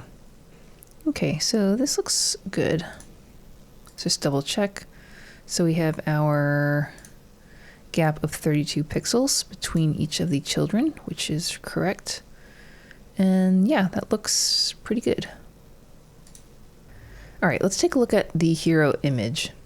So here on mobile, it's all one column, and then it breaks to tablet at 800. I might actually make that a little bit smaller, maybe like 500 or something. I think some tablets are actually smaller than 800. And this just seems kind of wide for, going all the way out here. So in our styles, yeah, let's change this to 500. And then we need to convert to EMs, divide by 16, so 31.25. Oops, there we go. EMs. All right, so now here's mobile. Yeah, that feels a little bit better. So actually maybe a little bit larger. Let's try, I think 640 seems to be a mobile width, so let's try 600 divided by 16, 37.5.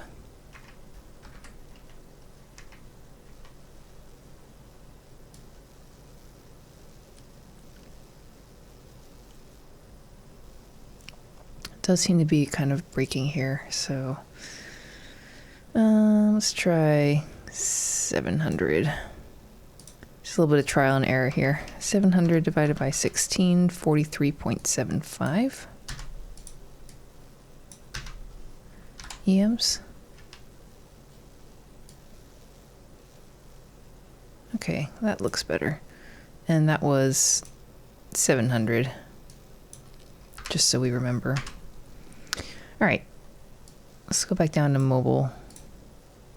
So I think we need to do a few things with the image. We got the spacing right. If we go back to our design on mobile, yeah, so we have that border radius around the image, which is, the mask is 20. And I'm assuming it's going to be the same on these two. Yeah, these are all 20. Let's see if it changes on tablet. It's 20. And desktop, it's also 20. Okay, so that was 22. 20 also, I should say. Okay, so 20 border radius on all images. Now for mobile and tablet, I think we only want to add the border radius on the left side because the right side is going to be flush to the edge. And you want to kind of emulate it going off screen like that. So yeah, let's do that. So it's going to be for the hero image. Here we go. Border radius 20 pixels on the top left, none on the top right or the bottom right, and then 20 pixels on the bottom left. Okay, that looks pretty good. Now, we also need to change images, I think, between the mobile and tablet and desktop views. Because you can see here, it's a slightly different image for mobile, tablet, and then desktop. And I believe in Front End Mentor, in the files, yeah, in the assets folder, we have desktop images. We have the keyboard here for desktop, and for tablet, or that for mobile rather, and then for tablet. So let's figure that out. So right now we are using an image tag to load all the images. And I'm actually just I'm gonna scoot this out here.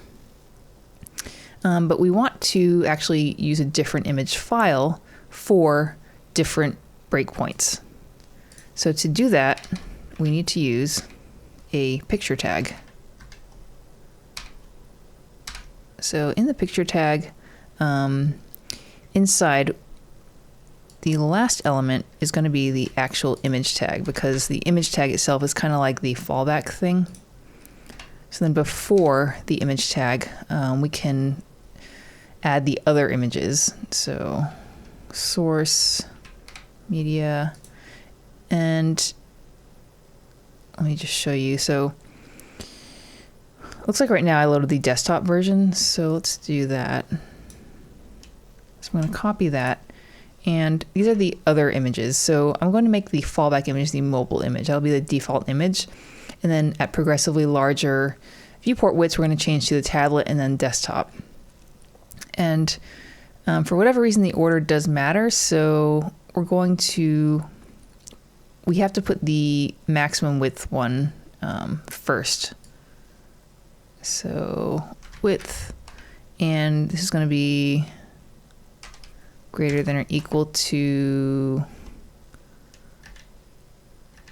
let's see what this was, 75 EMs. And actually we need to add that equal sign to our tablet breakpoint. So it's 75 and then 43.75. So let's do this one first.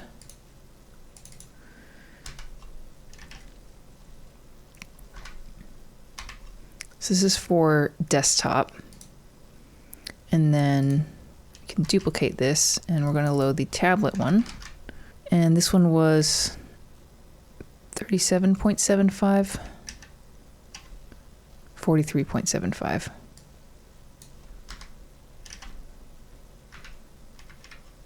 Okay.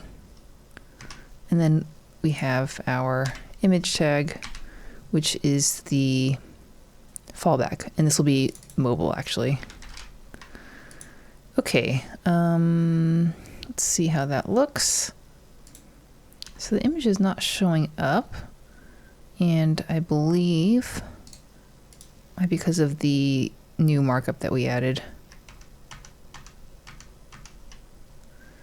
Let's see, here we go, picture tag. Yeah, it's only 4 pixels wide. That's probably because of the grid styles. Because yeah, the grid styles are in the hero image. So let's move that up. So I'm going to move the hero image class to the picture tag. Save that. All right, so not showing up. However, the border radius is not showing up. I wonder why. Okay. Overflow hidden.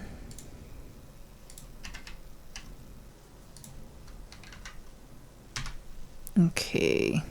So to check that this is working, we need to go to the network tab, and you can filter by different types.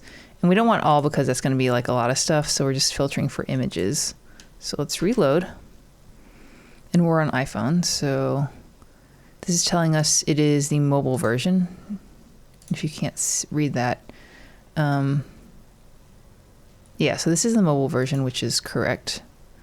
And then let's increase the viewport width. So when we hit the, what was it, 600 mark, the image should change, and the layout changed too. And this looks like the tablet image. Yeah, so this is the tablet one.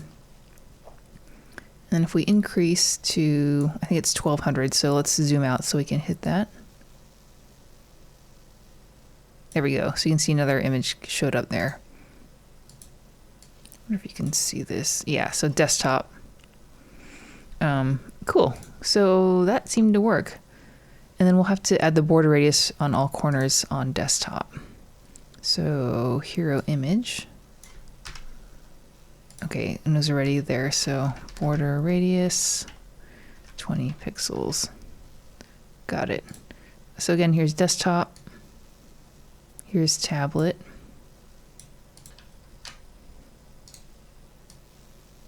And then mobile. I feel like we might need a little bit more space between the image and the text. Actually, no, there is space there, so it should be okay. Oh, it's because the text is kind of going across there. But I think it's okay. It's not like overlapping. There's still a little bit of space. So we'll just leave that. All right, so I think the image is pretty good. All right, so I wanted to see how the tablet styles are doing. So we have the design on the left side and then the website on the right. And it looks pretty good, but I can definitely see some changes on our website that doesn't match the design perfectly. So starting in the top nav, it looks like the button in the design is bigger than what we have on the tablet.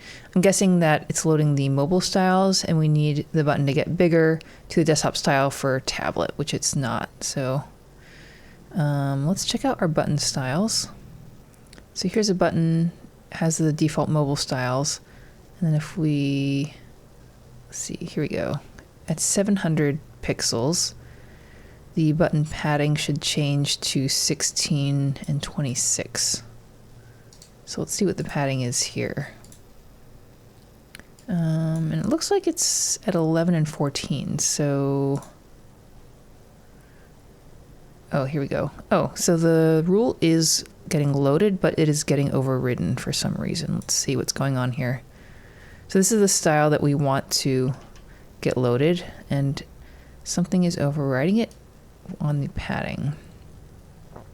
Okay, so I can see what the issue is here. If you're watching this video, see if you can identify why this is getting overridden by whatever's here. And the reason is that in the rule on the bottom, I'm using the button tag for these style rules. But in the top rules, I'm using the button class. So in CSS specificity, a class will override a tag or element rule. So that's why this is getting overridden by this. So to fix that, we need to change this to a class. So here's our media query. And yes, we added the button. So when we save, let's see if this button changes. And it does. However, it looks like some other things have gotten kind of messed up in the meantime, but we will get to those. So the top nav looks good. Looks like it matches the design now. The space on top seems to match, and the space below it seems to match too. Now the next thing I'm noticing is that the image on the website needs to be taller, and then it looks like the title text is a little bigger than it is in the design. So in the design, let me turn on the UI again. It's 48 pixels for the H1 tag. And here, let's inspect this and see, it is 51. So my guess is we need to maybe redo some of the font size for the H1 tag. So let's look at that. Okay, so again, on mobile, it is 48 pixels. Then on tablet, it is also 48 pixels. And then on desktop, it is 56 pixels. So here's a fluid typography calculator. So, okay, 48 for minimum, 56 for maximum, which is right. So my guess is we need to maybe tweak the viewport widths. And yeah, so I'd set the minimum viewport at 375. So this means that the type is going to be bigger and it's going to decrease as we decrease the viewport width, and it'll hit 48 pixels right at 375, which means at larger viewport widths like tablet, it will be larger than 48, which does seem to be what's happening. So let's get the tablet width and set that as the minimum viewport at least for this H1 tag. So it looks like the design is using 768 as the tablet width. So let's just put that in.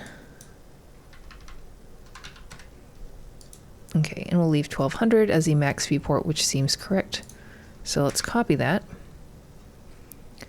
And then let's go back to our styles. And we'll just put this back to where it was originally. So now in the H1 tag, we'll replace this whole thing here. Okay, so now it does look smaller. If I inspect the H1 tag, yes, it is 48 pixels on tablet, which is good. Okay. Let's get the design back up. And I just like trying to put the website and the design next to each other. Okay. So I'm sure you can see other issues here. So the H1 tag looks pretty good. I think I need to zoom in just a tiny bit more there. The spacing looks good too. Actually, let's check the paragraph text. That might also need to be changed. It's 16 on tablet, and it's 16. Okay, so that's fine. Obviously, there's not enough space here, so my guess is we need to give this column a little bit more space. So let's see what we have right now in the grid. So we had made the grid main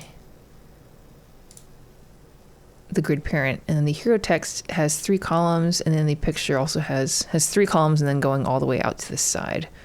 So we probably need to make this a little bit wider. I wonder if making it go one more would be okay or not.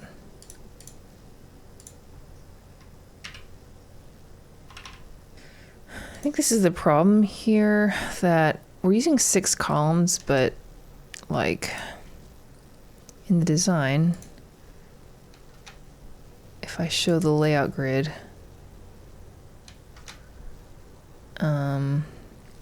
1, 2, 3, and the text is actually going a little bit into the gap here. So, and then there's space here. So I don't know if 6 columns was the correct one for this.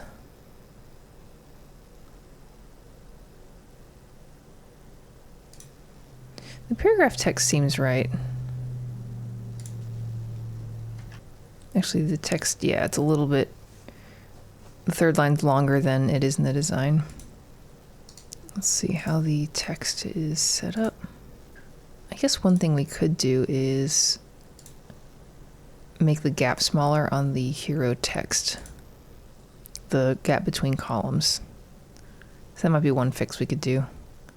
Let's see how much space there is in the design. 37. So that's still bigger. So I think maybe just to try to make things fit, let's try.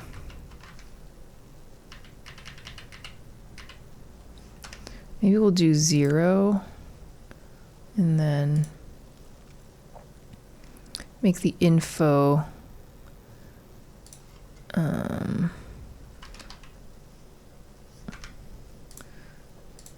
I could try to align the release text on the far side with justify self end. Okay, let's try this. So we'll remove the gap between columns, and then hero text just info. We don't want to affect the button. I'm going to align it to the end. Justify self end. Okay, so now it's going to be aligned to the right side. So at least now the button doesn't look bad.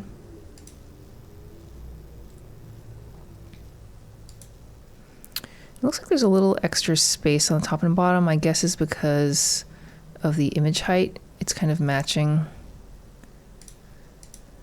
It's matching the height of the image Yeah, in the text. So we kind of want them to be the same height, or at least to align them in the center. Let's try that. Align items, center. There we go. So that's on the grid main hero. It's really okay to put it on grid main because I think most things are going to be vertically centered.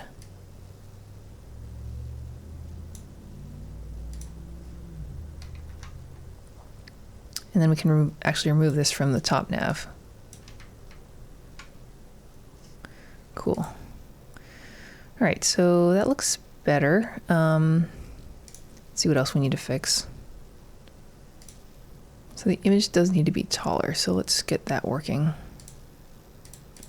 425 pixels tall, 331 on mobile. Let's see what we have on our website. 312. Just for kicks, let's try this. And we want to make sure it's not getting skewed. Yeah. I'm going to set object fit cover as maybe the default for all image tags, because that seems to be something that you'd probably want on most things. So now we can size the hero image for mobile using height. Hero image, let's just make sure that style will work.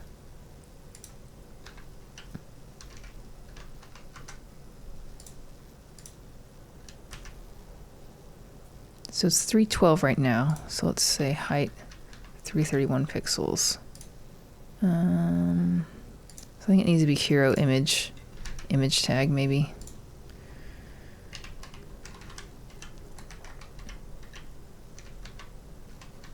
Yeah. So we're going to say hero image tag. And a mobile height, we want it to be 331. In rems, 20.6825.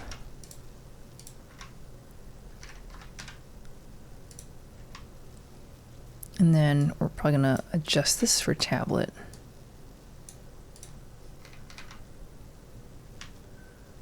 And on tablet, 425.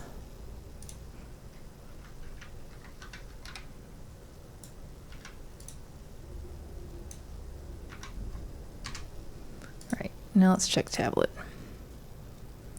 Okay, sweet. Wait, that doesn't seem right. Hero image. Okay. 425, good. And iPhone is 331, good.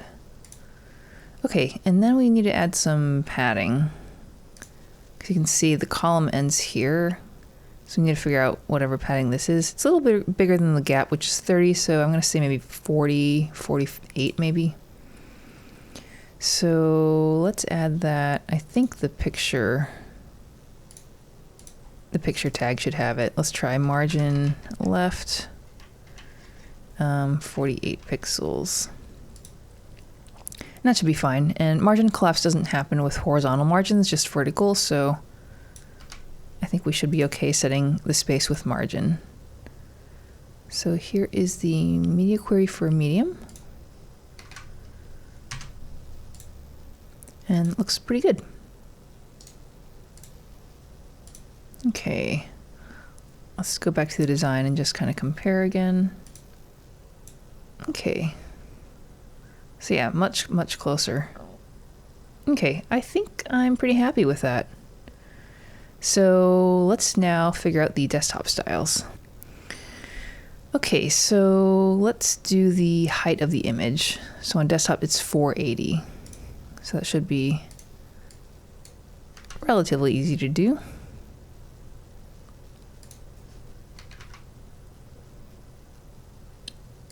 And 480, that's 30 rems. Okay, Okay, the height looks a lot better and things are vertically centered, which is good. The button looks very wide. I'm not sure what's going on there. Oh yeah, the button, something, it's like stretching, probably to fit the grid. Yeah, because I made 2 columns there. Where did we set this? Repeat to auto. So I think the first column's getting size because of the word keyboard, maybe? Actually, no, that can't be it. Yeah, it's not that. I'm not sure why it's getting stretched like that. Let's see if I can do justify self start. There we go. So then it'll just be the size we want it to be. But then this text looks really far away. Yeah.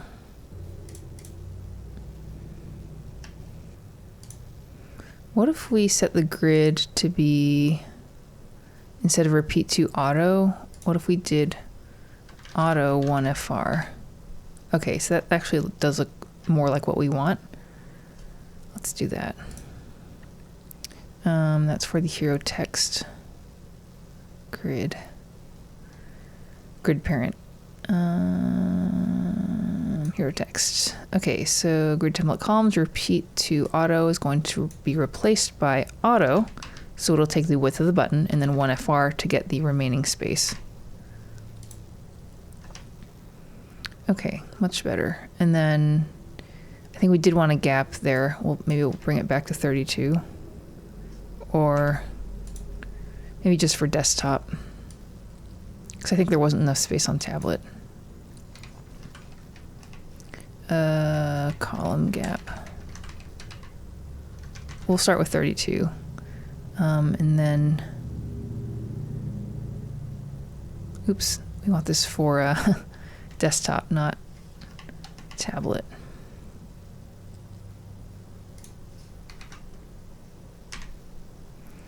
And then we want to align the text on desktop to be justify self start.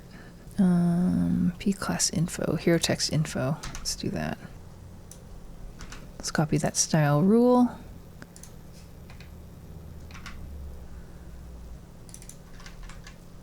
But that looks much better.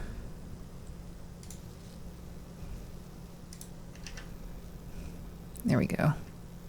Okay, that looks pretty good, I think. The paragraph is a little bit long. I think I'd set the max width to 70 ch, or I should have. Maybe I didn't. Max width, usually you want to set it to something like around maybe 60 or 70 ch.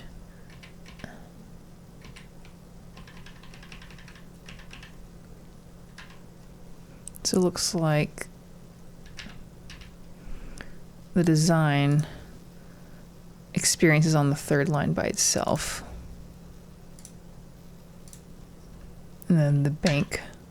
So it looks like it's 45. So I think that's fine. We'll check the other paragraphs to see if it breaks anything else.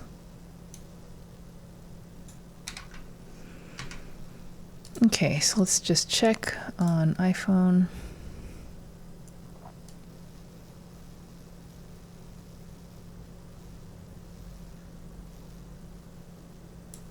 Okay, looks like we do want some space here. Let me zoom in so you can see that better. So we probably need to add a little gap there. I think I'm gonna have to change the grid columns for tablet because 3 is not enough. So the children are hero text, which we'd set to 2 and 5. But I think I have to set it to 2 and 6. It's just not going to fit any other way. And then we'll set hero image to start at 6. And maybe get rid of the padding just to make it fit. So I am kind of changing the design.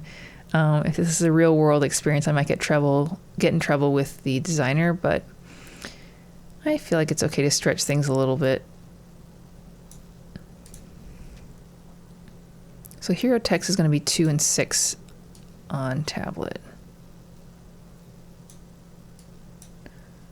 And then hero image is going to be 6. And then we'll get rid of this. Okay. So now at least it's not overlapping things.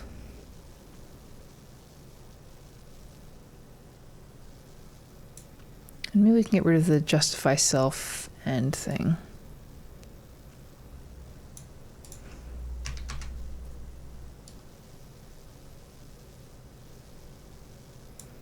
And let's try adding a gap.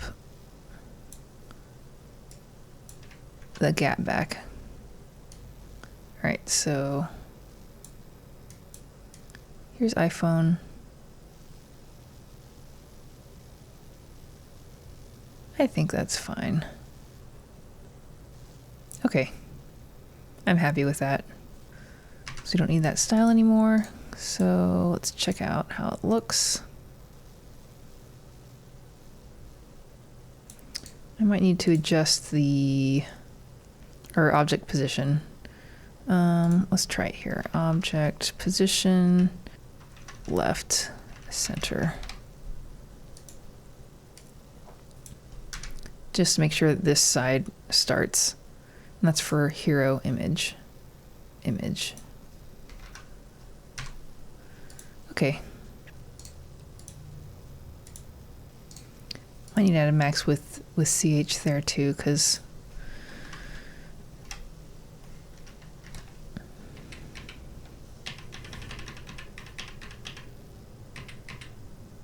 we'll just do that just to kind of make sure it breaks. That's going to be hero text H1. I guess there's only one H1 tag, so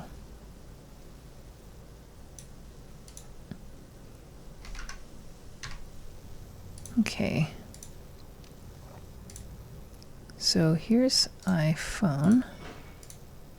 So it looks pretty good.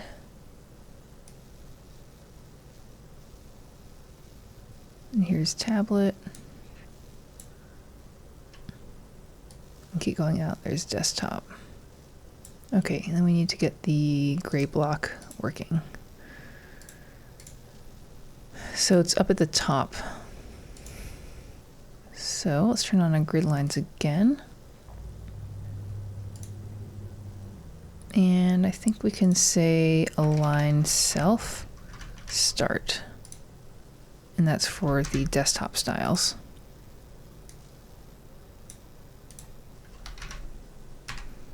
Nice.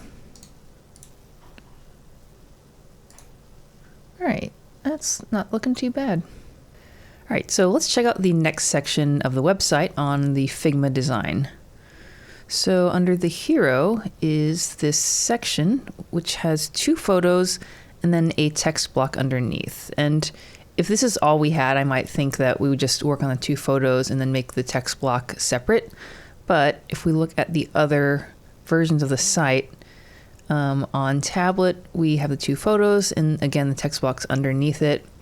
But on desktop, everything is kind of together. And we have the 2 photos, we have the gray block, which appears on desktop, and then we have the text block, which is, on the same row. So that tells me that we probably want to include all of these in maybe the same grid parent, and then adjust the styles based on the breakpoint. So let's think about how we want to set this up. So I'm actually going to start looking at the desktop version first, even though we're going to build the mobile version, because the desktop is a bit more complicated. So I want to make sure we're making the correct choices with the markup and stuff. So here's the 12 column grid. And again, the gray block's outside of that.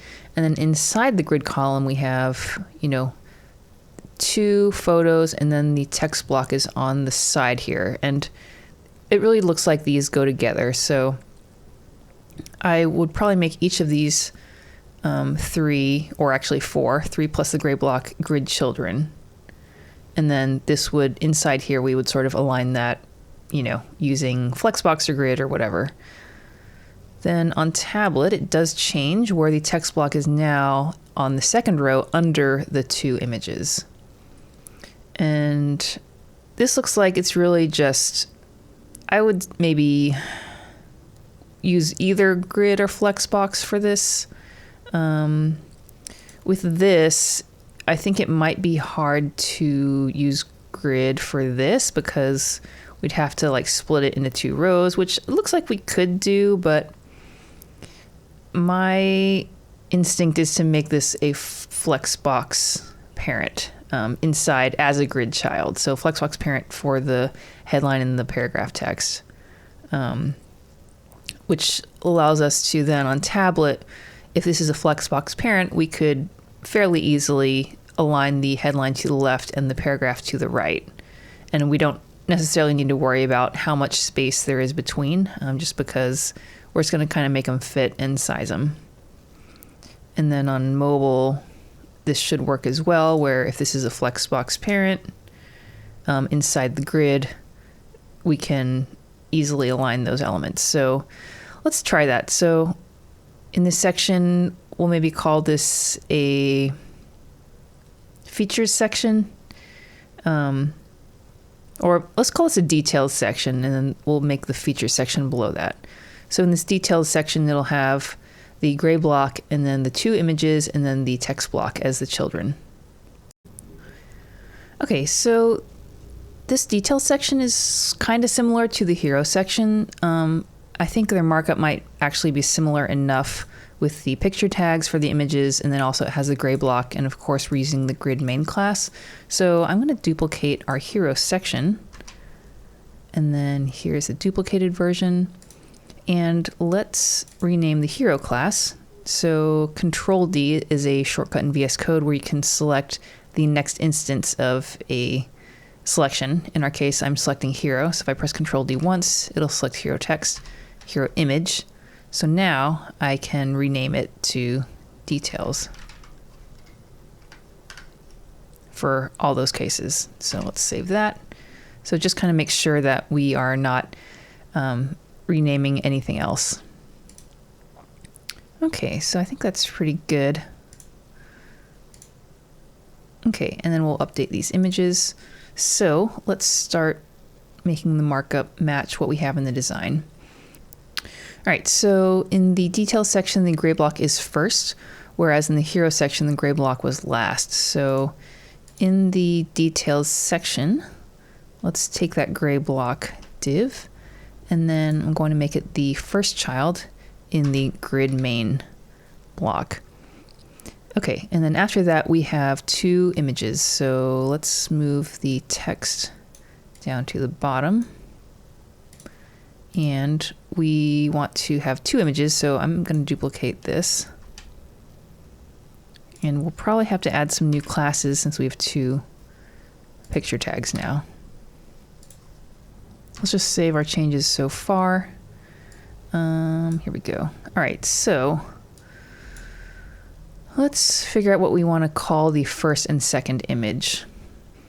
I guess I could use the pseudo class first child and second child for the picture tag. So let's see if that works. So we won't add a new class to the picture tags, but we will need to update the images. So I'm assuming that we're also going to have different images for these images on the desktop, tablet, and mobile breakpoints. So here's desktop. Tablet, it does look like the image is different. Mobile looks similar to desktop, but I'm assuming it's going to be smaller. So yeah, I'm pretty sure that they have different images for those images. Okay, so let's see what image they have. Phone and keyboard. So let's just copy this, paste it in, because I'm assuming they're all going to be the same name.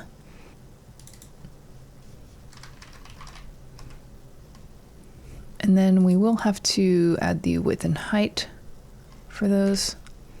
So let's actually look on our website. Here we go. So we'll start with mobile. In this image, it is, if we go to the layout, 744 by 662.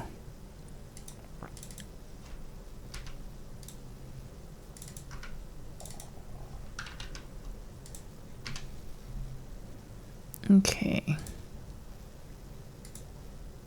So that's the first image. And let's get the second image. And this is going to be image, glass, and keyboard.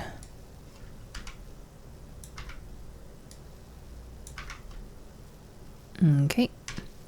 And then let's get the size for that as well.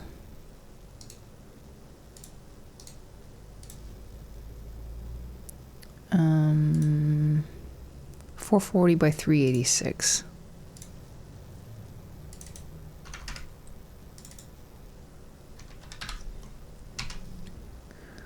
Now we do need to start getting the styles working, because this obviously is not really what we want. But let's finish getting all the markup set. So the text says mechanical wireless keyboard, the type master. So there's two sentences. So paste in the headline, and we'll have to change this to an H2. So we will definitely need to check those styles. And then the type master keyboard offers a wide array of switches and keycaps, along with reliable wireless connectivity.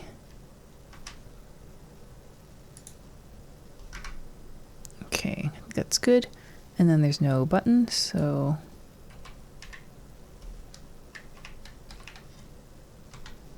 okay, cool. All right, so we have the markup. Now, let's start with our mobile design. All right, so on mobile, the first image is in the first column and it's starting off screen. The second image is the other two columns, and then the text block is underneath it. All right, so I'm going to start adding selectors for these. So everything is in the details section, and the first child is going to be the details. I guess we can just say details image first. Actually, no, that's not right, because we want to select the first image, but when you use the nth child, it's going to look in the overall order. So inside the details, the first child is the gray block, second child is the details image. So I think we need to select that. So nth child 2. We'll just have to test and make sure this works. So we can say grid column, and we want to start off screen, so we'll say 1, and then we want to end at, I think, 3. Let's see if that worked. Okay, so that looks like it did work. And it's not red, so I think there's probably some filtering stuff going on in Figma. Let's see. Yeah, so there's an image here. Actually, I don't know if you can see that, but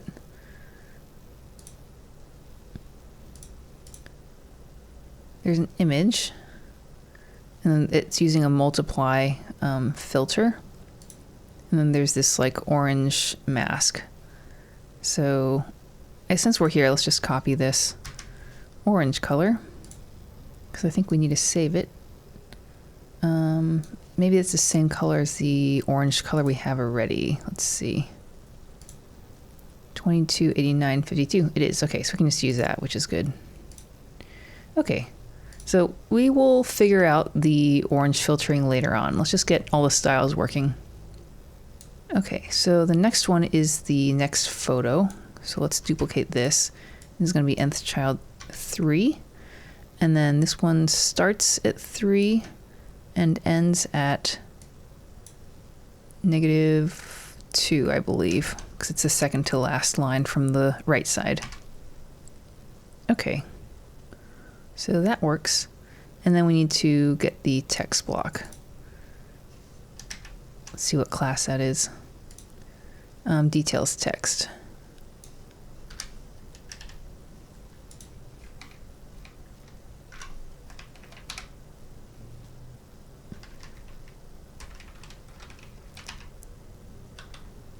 Just want to see what happens if I just set grid column 2. Will automatically go to the second row, and it will. And I think we want it to end probably at the end, so -2 for column end. Okay, that seems good.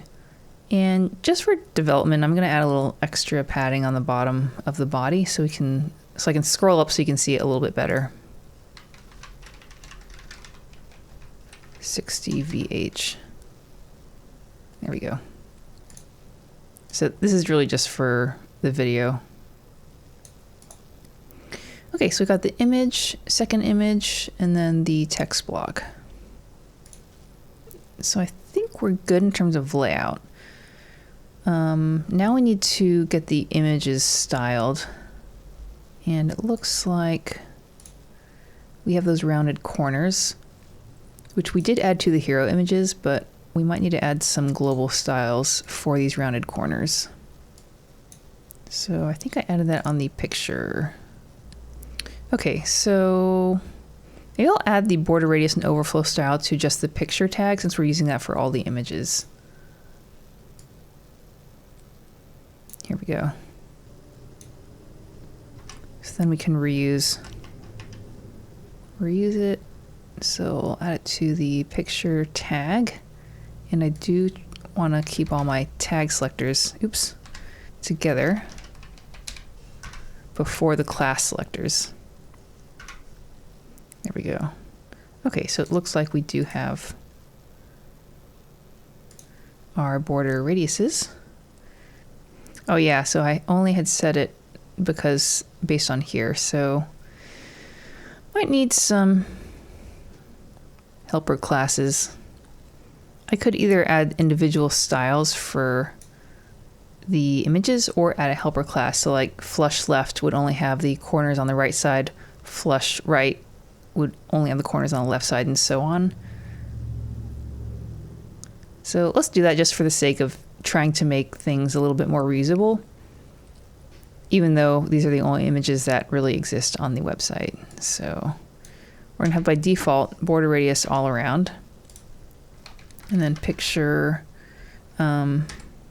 flush left, meaning it's on the left side, so the border radius would be only on the right side. So it'd be 0 for top left, 20 pixel for top right, 20 pixel for bottom right, and then 0 for bottom left. And we'll duplicate that, and then we'll do the opposite for flush right. So 20 pixels on the top left, 0 on the top right, 0 on the bottom right, and then 20 pixels on the bottom left. So now we need to add these classes. So the hero image is flush right. So let's go back up to the hero image here, add in the class, see if that works. And yes, now the corners are gone on the right side. Okay, and then let's go down to the, so on the first one, this is flush left.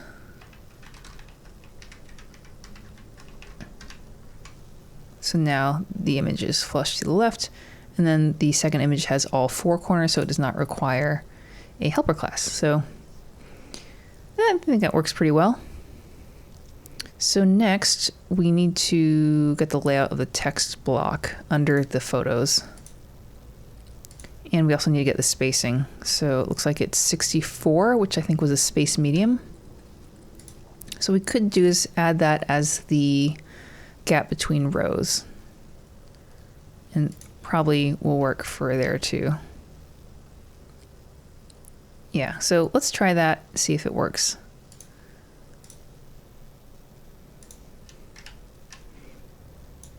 And that was space medium. And the grid parent is details. Let's say row gap. And this should override the 0 that we had initially from the grid main class. Okay, so I guess we had only added column gap. So it's not overriding anything, we're just adding a row gap with the details class. Okay, looks pretty good. Next thing we need to do is maybe center the text. And we want to do this with text align center. So details text. All right, looks good. Let's now get the sizing right on the H2 tag. Because I don't remember if we actually set that up. So in the computed tab, okay, we've not set up any H2 tag styles. So let's do that now. All right, so on mobile, it is 32. On tablet, it is also 32. And on desktop, it is also 32. And paragraph is 16, 16, and 16. And I think that's different from the hero paragraph, if I'm not mistaken. The hero paragraph was 18. And this one is 16 all the way down. So let's check the other paragraph tags just to see what other differences there might be. So on the features, it's 16 also. On desktop, 16. Okay, so we might have to add a different paragraph style for these paragraphs versus the hero ones. But let's do the H2 tag. So it's 32, 32, 32. So that actually makes it pretty easy. That's just 2 rems. So let's go up to our H tag styles. H2, font size, 2 rems. And then here's the paragraph style. I might just add a new class for paragraph small. Font size 1 rem. Okay, so in the details, paragraph description, we'll add small. Okay, let's check the font sizes. Font size 32 pixels and 16. Looking good. Now let's add the space under it. So it's 24 under the headline. So let's see what it is there. 24.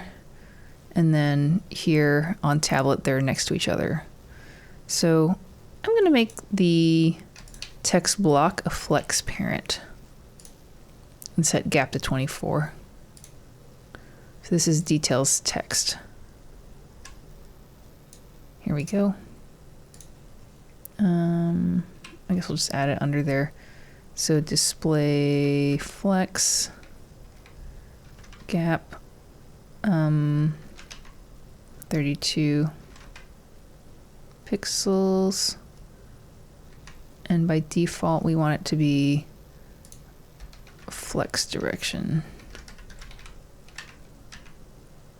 column. Okay, that looks pretty good. So I think our mobile styles are decent in terms of layout. Yeah, so I think that's good. Let's do the tablet styles now. So on tablet, we have 6 columns. The first photo is 2 columns, and then the second photo is 4 columns. So let's change to iPad view.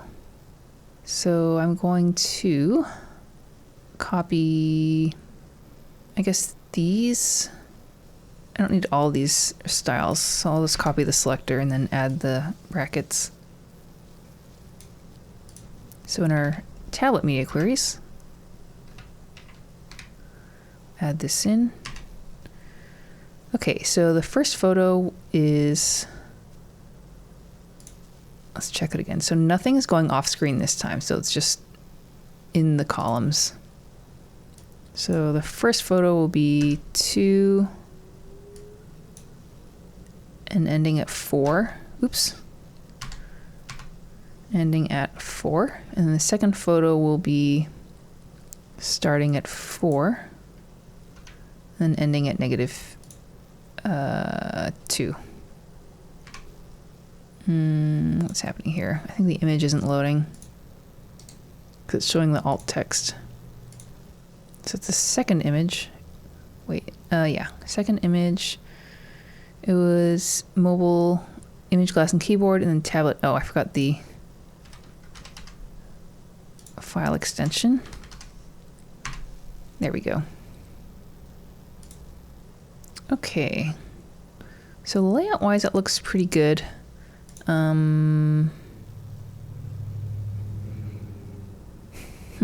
I forgot that I'm using the picture tag, so the corners actually are going to change.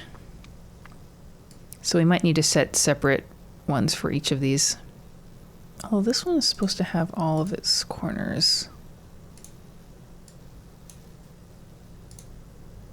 Okay. We'll have to figure that out. But yeah, so I think adding the flush left and flush right is not going to work here.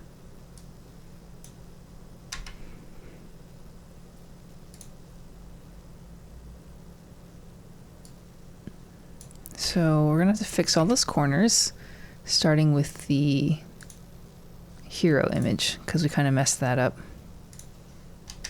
So let's go into our styles, look for flush left.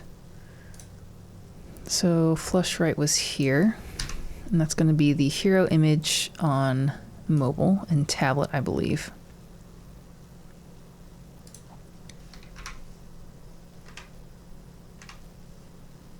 Okay, that looks good. Let's try tablet and then desktop.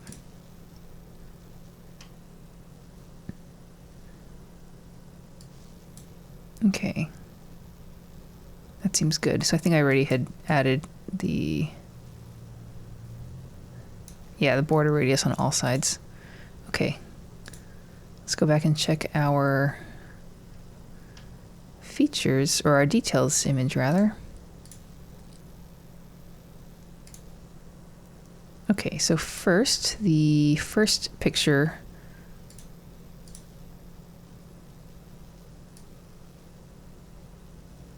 here's the media query. So let's go back to our details image. And we want border radius 0, top left, 20 pixels, 20 pixels, and 0. Okay, it looks good. And the next one will be, it'll have all the corners, so that's fine. And let's check iPad. And on iPad, I believe they both have all corners.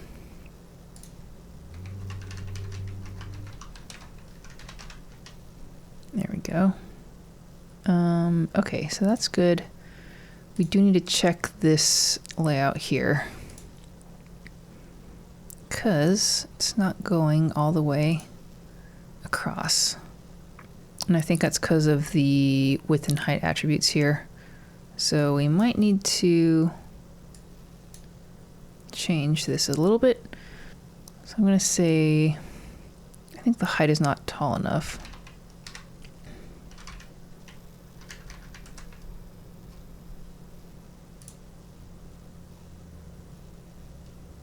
Does that help? I think it did help. Yeah, we wanted to take up the full cell. And then in the image,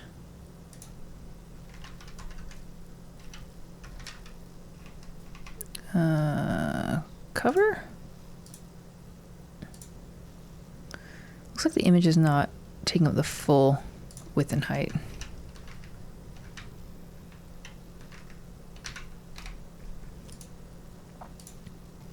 Looks like this one is not taking up the full height either.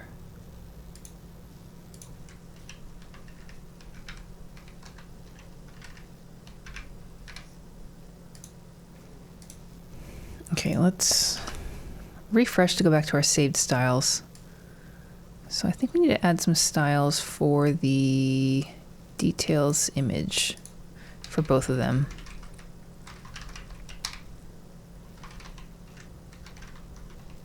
Align self, stretch, and then details image, width 100%, and then height 100%. And then it should work because we have object fit set to cover, so it won't skew the image. Okay, so I think that looks pretty good. Let's also get the text block for tablet. So in tablet, the text block is just in the second row, and it's going to be aligned on either side. So this is going to be in our media query for tablet. Details text. And this is the flexbox parent. So let's change flex direction to row. And then justify content space between. Align items center, I'm assuming.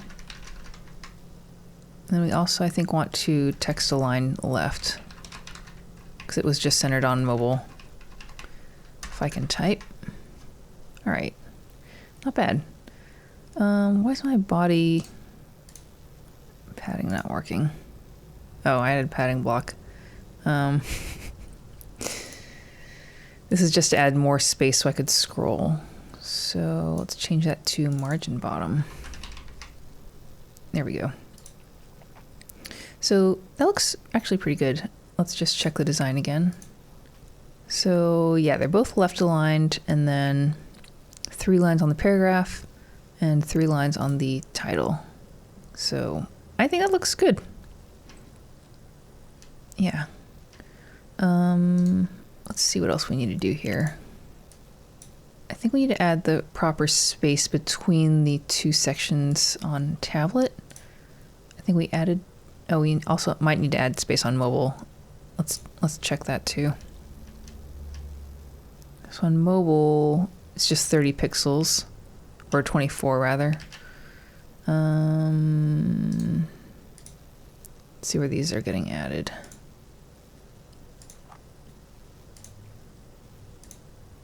So there's bottom padding of 24, so that's actually right. Then on iPad, let's see what we got. 40. 24. I guess I could add more padding on the grid main details. I'm kind of more inclined to add 24 also to keep it a little bit more. Well, I guess the padding on iPad is 40 usually. So let's see. Here we go. Hero. We'll change that for tablet.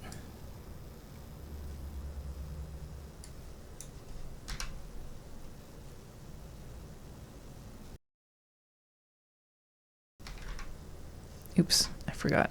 So just on hero. Let's paste that in, and I'm just going to adjust the padding block start, or the top padding.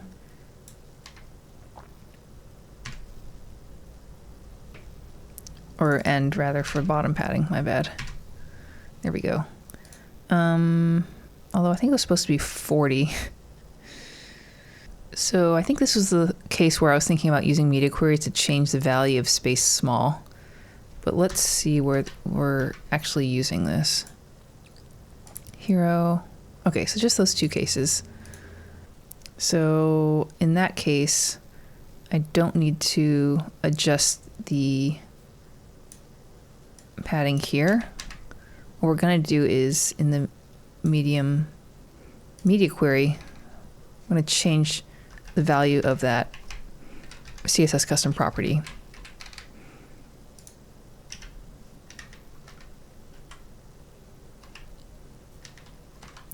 Space small, we're going to make this 40 pixels. And I think that should work. Oh, space small.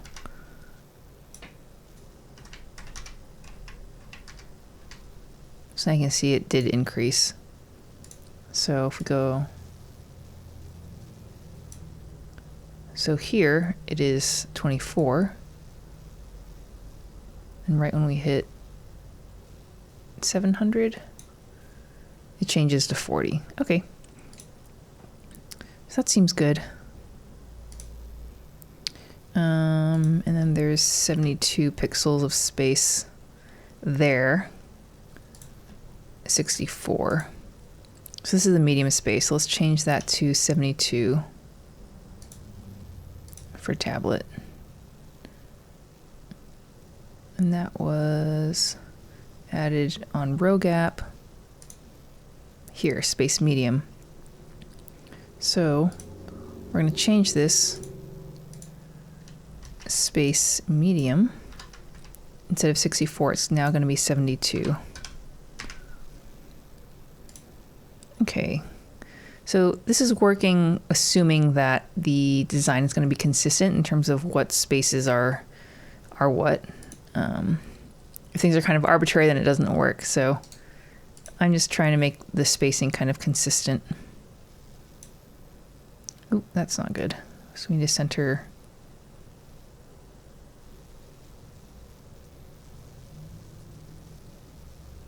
So here's tablet. But then for these, we want to center the text block, not just there we go. I forgot it was going vertical.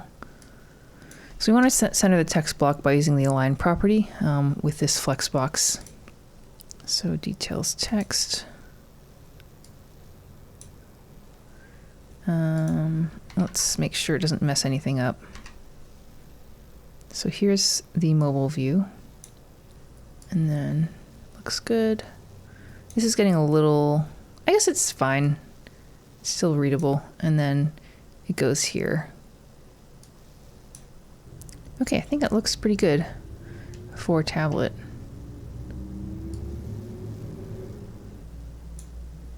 I might still want to limit this.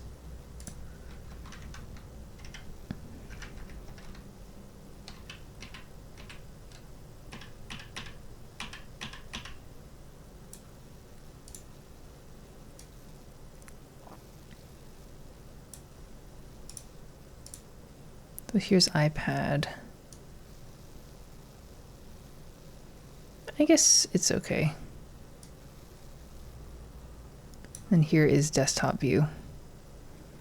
Okay. Let's look at our design again.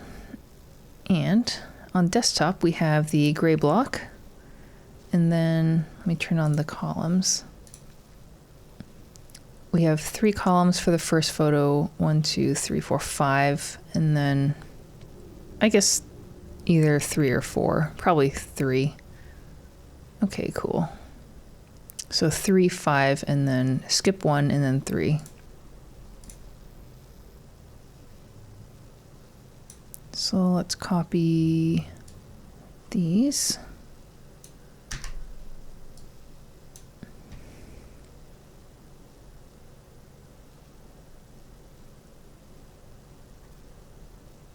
Actually, let's copy these. Oops.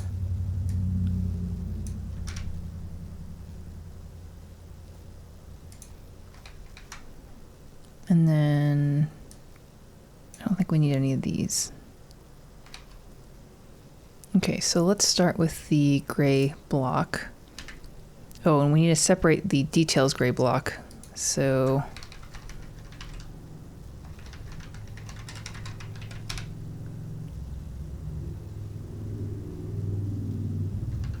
Grid column. That's going to start at the beginning. So 1, 2. Let's turn on the grid inspector. Okay, so the gray block is going off screen. We'll fix the border radius a little bit later. I guess we can do it now. So it's going to be top left is 0, top right is 20, bottom right is 20, and then bottom left is 0. Okay. I think we said 3, 5, and then 3. Is that right? Yeah, 3, 5, and then 3. So the first one goes from 2 to 5. And then the next one goes from 5, 1, 2, 3, 4, 5 to 10. And then the text goes from, skips 1, so 11 to -2. Is that right? -1 maybe? No, I think -2 is right. And then we need to change the flex direction to column and left aligned. Okay, so that's actually looks pretty good. And the gray block is, I think it needs to be at the bottom of the grid. Yeah.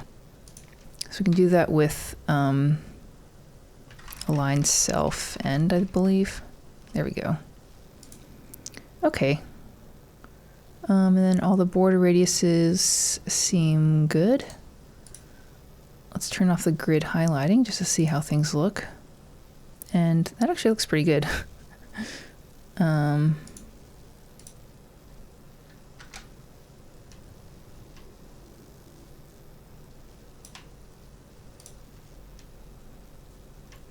Just in terms of the layout, of course. Yeah, I'm pretty happy with that. Okay. All right, so I think we have the layout and styles pretty set. Now let's get the filter for this first photo working. So let's go back to the design to see what it is. And it's kind of this orange color. I'm going to turn on the Figma UI. And if we click into the object, it's using this orange filter. So we're going to create a rectangle, probably using a pseudo element, and we're going to set it to a background color of the orange. And then we can add the multiply mix blend mode as a filter. And then it also looks like it has an opacity of 74.86, so 75%. So let's do that. So here's our website.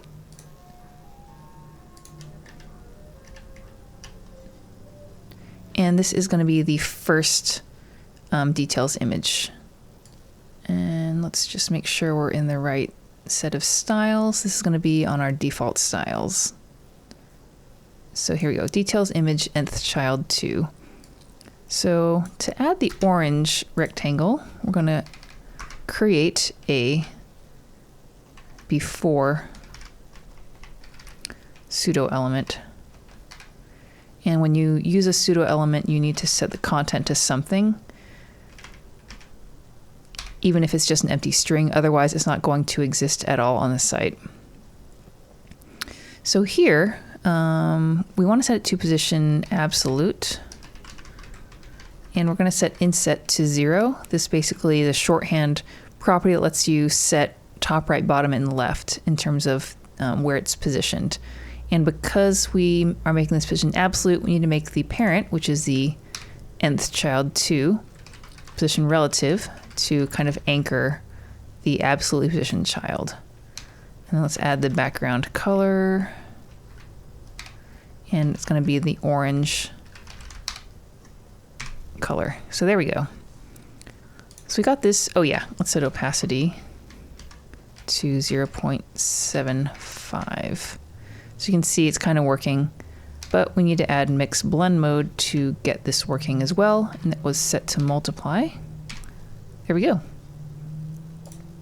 So it looks pretty good. I think that is a pretty good match for the, seems a little more orange here. Even though the opacity seems to be the same. So maybe I'll just up it just for the heck of it. Oops, 0.9 maybe? Okay, I think that looks pretty good. This is tablet, and then mobile. Cool. All right, so this last section here is what I call the features section. So on desktop, we have these 4 features and they're in 4 columns, all in the same row. Then on tablet, we have 2 columns and there's 2 rows. And then on mobile, they are all stacked to 1 column. And we can also see that on mobile, things are centered. And then they're left aligned on tablet and desktop. So if we look at each of these individual features, they are all starting with this orange icon with a white, I'm assuming SVG in the middle. Then they have a headline tag and then a paragraph tag. So let's start by writing the markup for each of these. So I'm going to add a new section under the details section. So section, and we'll add the grid main because we're going to try to use the same CSS grid styles. And we'll add a section specific class name. I'll call it features. So the grid main features is going to be the grid parent, just like we had in the other sections. And then in the grid parent, each grid child is going to be one of these individual features. So I'm going to create a div, and let's give it a class name of feature. So we're going to have 4 of these ultimately. Then inside, we're going to start adding the markup for the content. So we're going to start with the icon.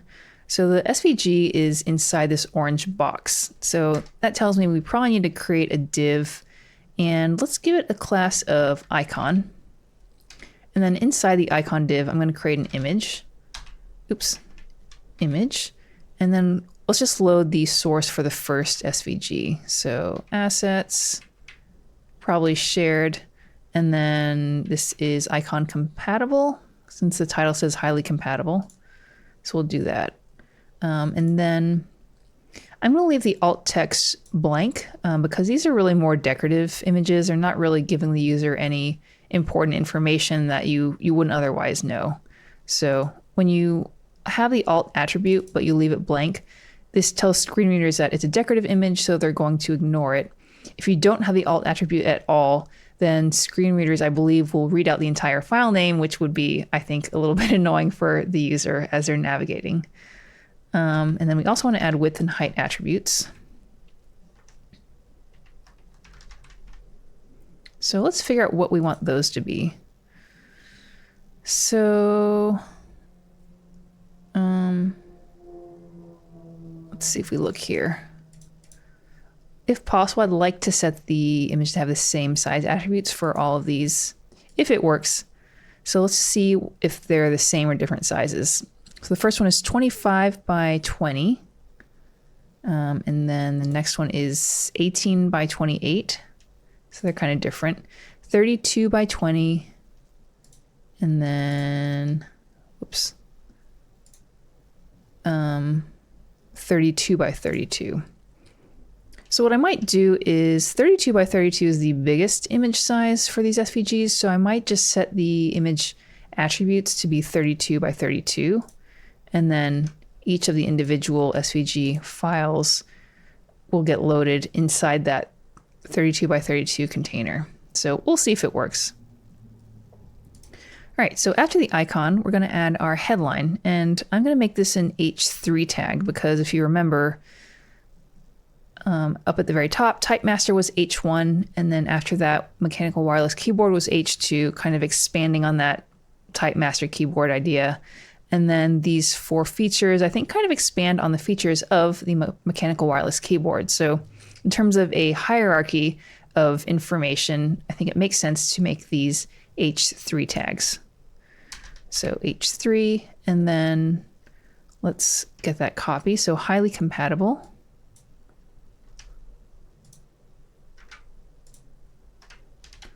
And then under that is a paragraph tag. So let's add that. And then easy to use, and it ends on no installation or driver needed. There we go. Paste it in there. Okay, so that looks like all the markup that we need.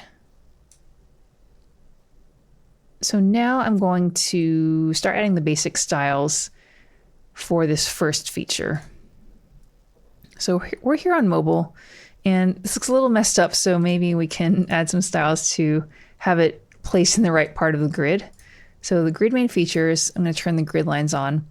So on mobile, which is where we're going to start, each feature takes up the full width inside the container. So 3 columns. So maybe we can do something like feature, set the grid column to start at line 2.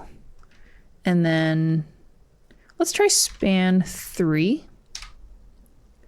And then just to kind of plan ahead a little bit, I'm going to switch over to the other devices. So let's go to iPad. And an iPad, it is 6 columns, and each one was 2 columns. So again, each feature will take up 3 columns, so that kind of works out. And then on the laptop, I'm going to zoom out. On desktop, we have 12 columns, and each one takes up, there's 4 in the 12 columns, so each one will take up 3 again. So I think this grid column 2 span 3 should work pretty well. So let's start adding our styles. And I'm going to add it under the details styles. So we'll start with the section tag, which was features. And then under that, we'll do the individual feature. And then we can start with maybe, I'm going to duplicate this. Feature, and then the first one was the icon, so icon. And then there's also an image tag inside there. So I'm just going to add it here. And I'm using this feature class to kind of prefix the rest of the selector. This will kind of help to prevent any style conflicts in case you have the same class name elsewhere in your website. So we know that these icon styles will only occur for icons that are inside the feature div. And if you need to be even more specific, you could add the features section tag in front of all these, but I don't want my class names to get too long, so we're just going to leave it with feature. So after the image was the H3 tag, so we're just going to go like this, H3, and then I believe the last thing was the paragraph tag. So just getting all the selectors set up here. So on our website, let's go back to the mobile styles and zoom in a bit more. So the first thing we wanted to do was those grid column styles. So grid column, and it was starting at 2 and span 3. So let's save that.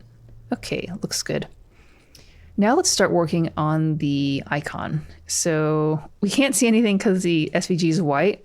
So let's start by adding a background color of that orange color to the icon. I'm just assuming it's the same orange color we've been using. Now we can see it's going full width. I'm assuming because of, let's see what we got here. It's going full width because it's a display block. So let's think about this. Yeah, because we want to surround the image. So I wonder if we can set the width of the div. So the reason it's going full width is because it's by default display block because it's a div. If we set display inline block, then it would just be the width of the content inside. The problem with that is it also adds a tiny little space under the image. If you can see how the text is kind of going up and down. And that's because inline and inline block elements are usually text. So the browser is going to leave that tiny little space at the bottom for descender letters, meaning like lowercase y, p, g, which have parts of letters that extend below the baseline. And it's not really relevant because we're working with images. So I try not to use display inline block unless I really need to, just to avoid that extra space. But I think what we could do is set the width of the icon to fit content. So that kind of does the same thing, if you can see, but it's not adding that extra space under the image. So we'll set the width to fit content, but we can also maybe size it according to the design because it's always going to be the same size, 65. So I think that might work the best, as opposed to, looks like this one is like sized weird. Yeah, I don't know why this one's, something went wrong with that design, but we'll just, size everything at 65. Okay, so it looks pretty good, 65 by 65.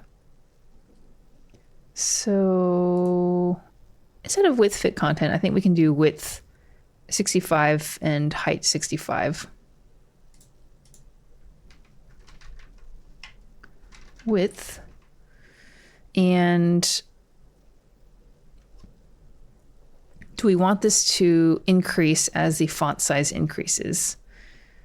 I guess we could set it in rems. So 65 divided by 16, this will make it scale up. So 4.06 rems.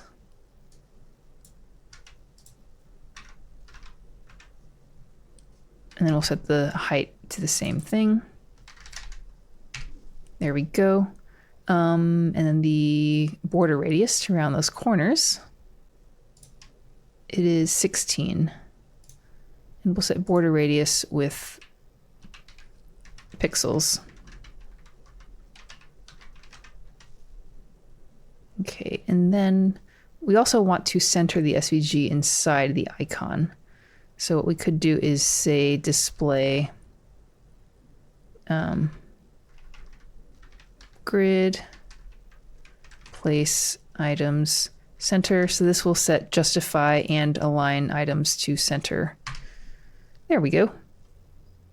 Okay, so this looks, I think, pretty good.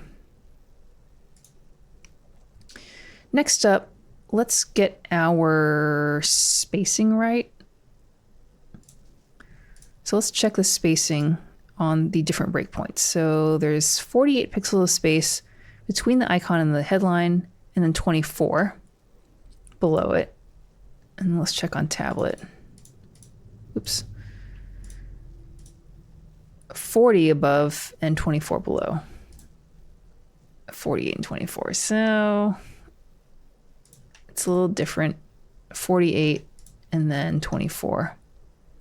So I'm going to say this is maybe a mistake. We're just going to set all the spacing 48 and then 24. Now, unfortunately, if we wanted to create the space with the gap has to be the same for everything. So if we added a gap of the least amount, which is 24, it would add 24 above and below the headline, but then we would have to add an additional space under the icon. So I feel like at that point, you might as well just add the space using margin. But you could do either way. I just feel like if they're different, you might as well add the space with margin. So,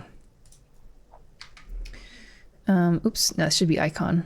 So let's add the margin block end. So margin bottom is what that is.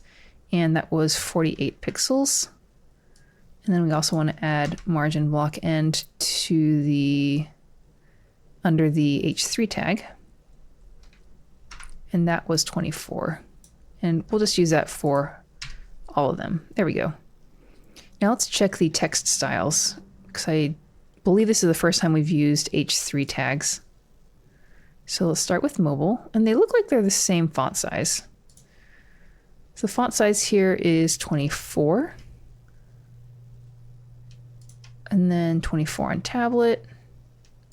and 24 on desktop, which is great.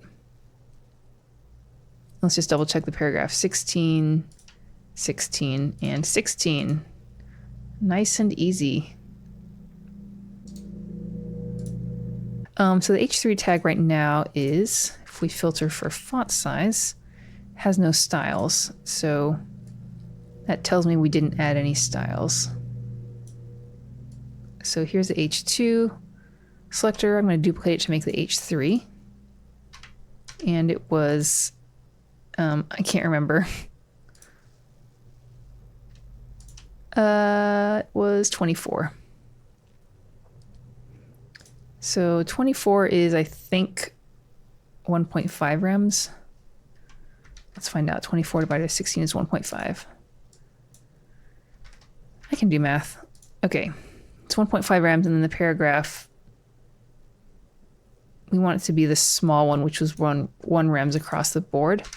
So let's copy that class name, and we'll add the class to the paragraph. All right, see how that looks.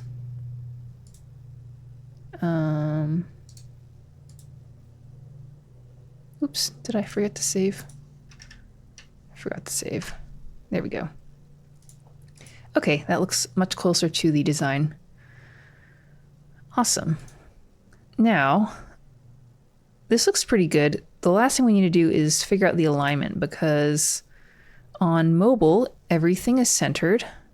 So the icon centered, and then the text is centered. Then on tablet and desktop, things are aligned to the left. Both text align and then also aligning the content to the left side. So let's go down to our styles feature. So I'm probably gonna have to align everything using either grid or flex. And this will align the icon block and also the block of the headline text. I'm just trying to think of the most efficient way of doing this. We could do something like display flex and justify content center. Oh yeah. Then we could change flex direction to column, so maybe it'll be less styles to have display grid and justify item centered. Because you don't have to change, because flex by default, if you don't set the direction, it's going to put everything on one row. Grid, if you don't specify anything, it will put everything in its own, it'll put everything in one column, so each grid child in its own row.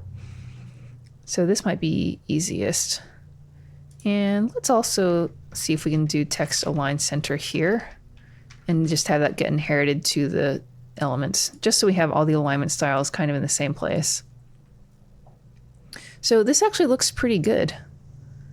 So I think the basic styles are all set. So let's add the markup for the other 3 features.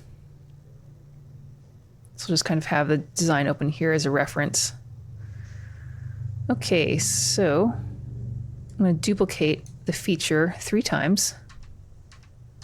So now we have 4. If we go back up here, here's the first feature, and I'm going to fold it up since that's done. So the next one is the second one. So we need to change the image. So icon, the next one is wireless, so that's the Bluetooth. And then let's actually fold the other ones up too, so I can see the markup. Wireless with Bluetooth.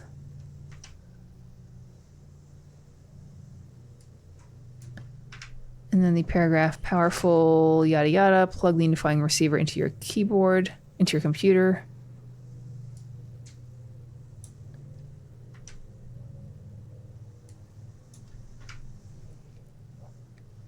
Okay, and then let's just move on to the next one.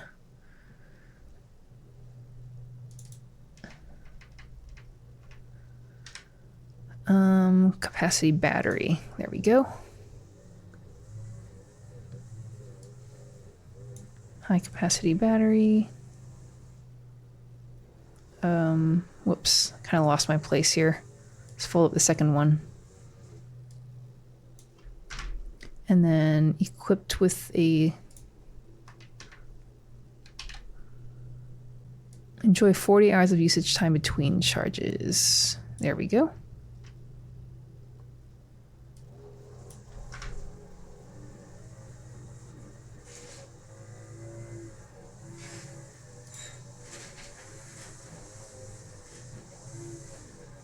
And then the last one.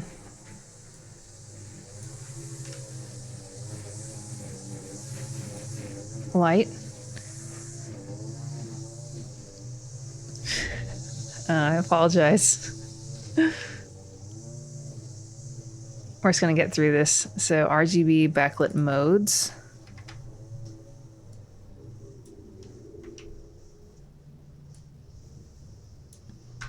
And then choose from 4, yada yada.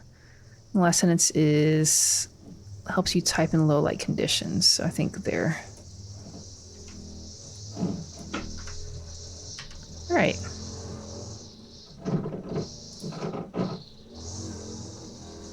So it looks pretty good. All right. One thing I'm noticing is the SVG images are not all the same size. Like this Bluetooth one looks really large. And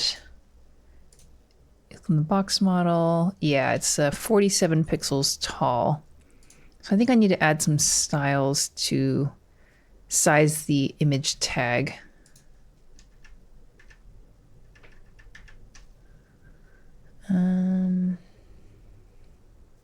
Here we go. So the image tag, set the width and the height to, I think it was 32 pixels, so 1.5 rems.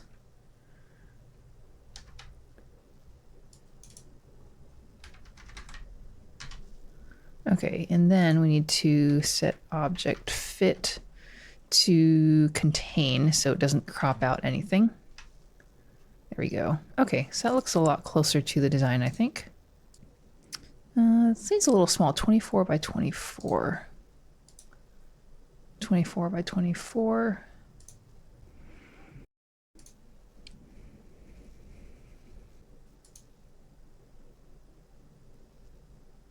Oh, because I think 24 is 1.5 rems. Let's go back to the design really quick. 32. 32 divided by 16 is 2 rems. I cannot math. All right, so 2 rems. There we go. Okay, that looks a lot better.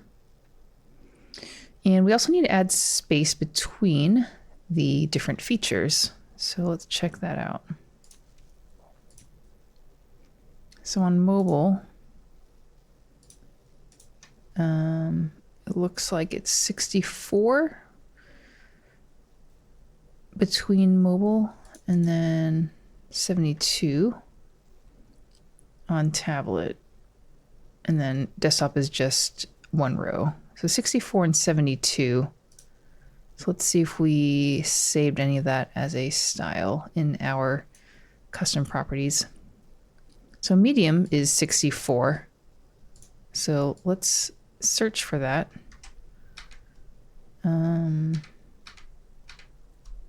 Okay, and I did change space medium to 72 on tablet. So that actually works really well for our purposes. So now I can set the gap between rows to the space medium CSS custom property. And that's going to be in the feature. So let's add the gap space here.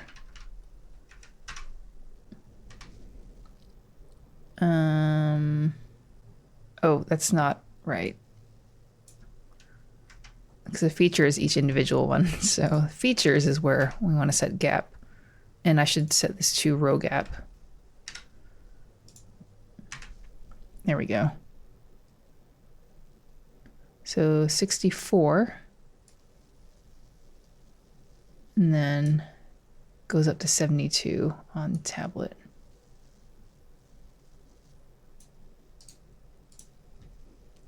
Let's just make extra sure. Yeah, so 64. And then 72. Sweet. Okay, so I think the mobile styles are pretty good. Everything's centered. So now let's go to the iPad styles on tablet. And this is where we want to set the features to be in 2 rows. So we want 2 columns and then 2 rows. And that's going to be, we can set that on the feature. So each individual feature is going to be in the feature class. So let's just start by copying that. And then in the tablet media query, we'll start adding that to the bottom. And then make sure we have the close brackets. And then what we want to do is set the even numbered children to start on the line 5. So we can try feature nth child even and grid column 5. There we go. Cool. And I think we need to change the alignment as well on tablet. So here's the tablet design, and everything's left aligned. So we're going to need to adjust some of the other grid styles to adjust the alignment there too. So this is still in the tablet media query. So I think we can say justify items. So each grid child inside the feature, we want to align to the left. That should be start. And we'll set text align to left. There we go. Okay. So that looks pretty good. Let's just look at the tablet design again just to check things. It seems like it might be a little bit, there might be a little bit more gap space between the columns. However, we already have the 6 column layout. So let's show that. So it's 3 columns, but they're going all the way to the middle. So we can maybe control that by setting a max width of the features to, 280 or something like that. So that's one thing where I'm not super jazzed about having a layout and making a 6 column or 12 column layout, because sometimes you might need to add more space between. Whereas if I'd created this as just a 2 column grid, I could easily adjust the space between these items with the gap. But because we have 6 columns, all the gaps have to be the same. So yeah, I don't know what the correct solution for this is, but we want to set the max width of the features on tablet to be 281. So 17. And we'll set this here. So max width. So now it's a little bit more narrow. Okay, I think that's pretty good for now. Now let's work on the desktop layout, where we're going to 4 columns. And then it looks like there is 30 pixels of space between them, which is what we have. So let's go to our desktop view. And we will, I think we'll have to adjust the original feature grid column setup. So let's copy that.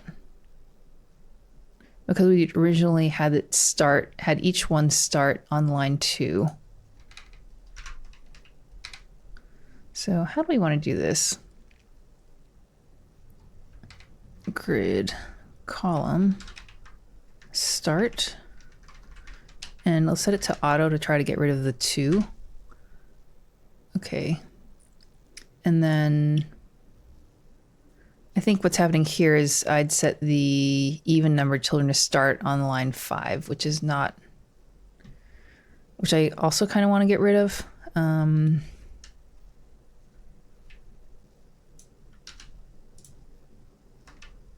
I guess I could do feature nth child even to get rid of that. So I'm basically just canceling. I'm having to add this extra selector to cancel out the tablet nth child even style rule. And then I can add feature nth child 1 just for the first one to start on line 2. There we go. So that works. Yeah. And let's check the width on the design. This looks like these are pretty narrow, 255. And it looks like all the titles are breaking to 2 lines. So let's see how wide these are. 255.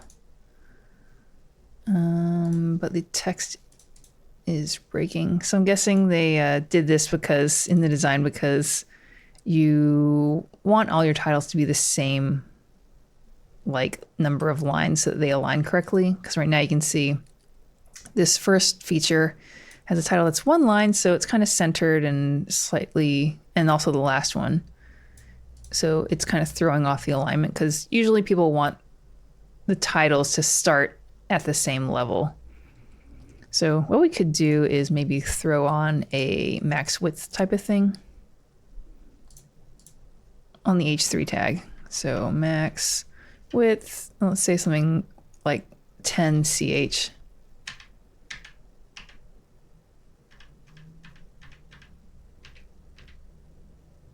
Or we could say 50% of the container, which, you know,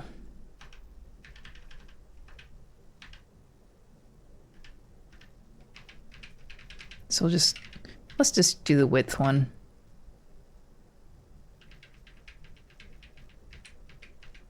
I'm just trying to find the right number here. Right before it breaks to 3, so maybe 75%. So that's on the feature H3, and that's just for desktop.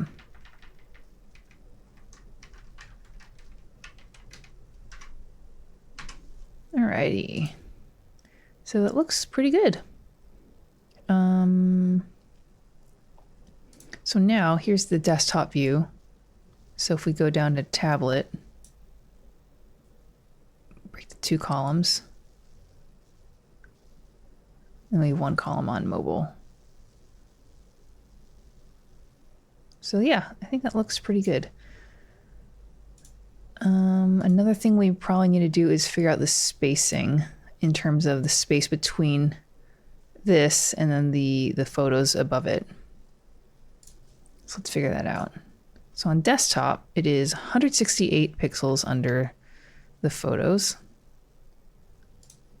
On tablet, it's 142 and then 122. So this could perhaps be a large space that we add as a CSS custom property. And then we can set that as like the padding top on that section. Oh, we have space large already. Let's just make sure, see where we're, okay, so it's not getting used at all. So I think it was like 122, 142, 160 something, but let's just do 120, 140, and 160.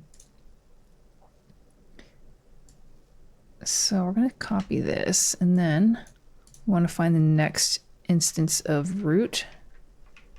If I can type. So here we go. So this is on medium, so space large is going to be 140. And then the same thing on desktop.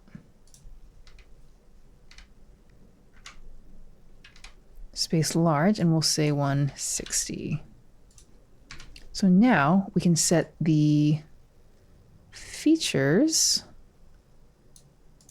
Maybe it's Just want to make sure I'm not in the media query styles. Yeah, so features. Let's say padding block start, and we'll say var space large. So let's see how that looks. Okay, so here's desktop.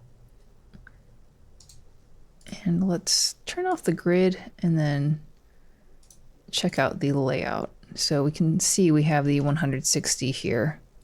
So let's just keep an eye on that as we change to tablet. So here's tablet, and it's changed to 140, which is good. And then on mobile, it is 120. So things look pretty good.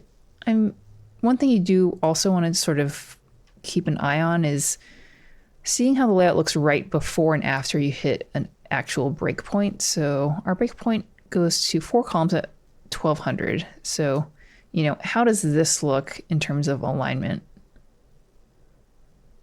It is, if we go to iPad, looks pretty decent.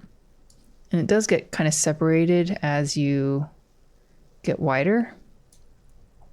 So for tablet, I wonder if it might make sense to make these a little bit wider just so it kind of fills the space a bit better. So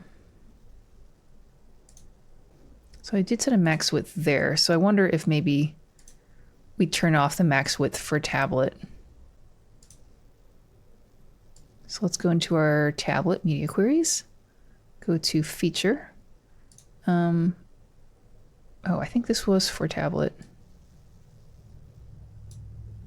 Hold on. Can't remember why I initially added that rule.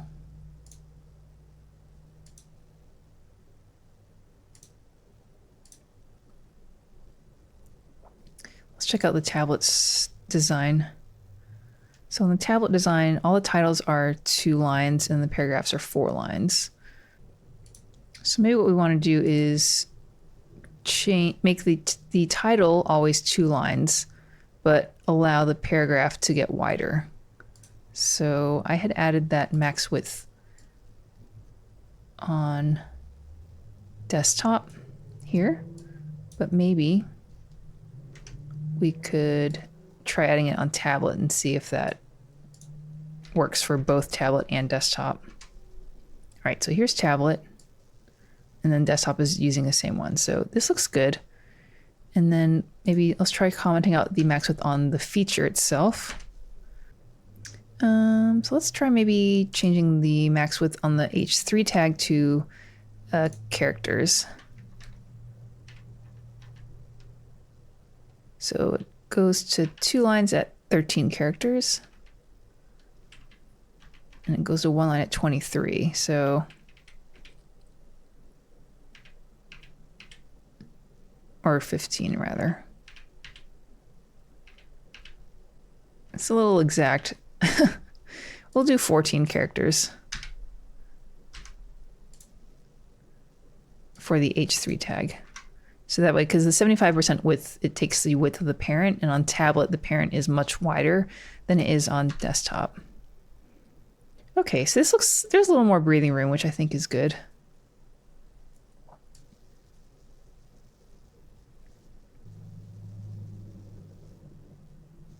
Yeah, I think that actually looks pretty good. All right. And the very last thing we need to do is add this copyright information at the bottom. And it should be fairly simple. So it's just basically centered and 1 line on all devices. So let's add the markup for that. So this is going to be the footer, and it's a very simple footer. Copy the rest of this text here. There we go. And now we can delete that comment since we don't need it anymore. Okay, so here it is. And let's check the design and see. Yeah, so it's Hype Master 2021. The name is bold. So let's do strong.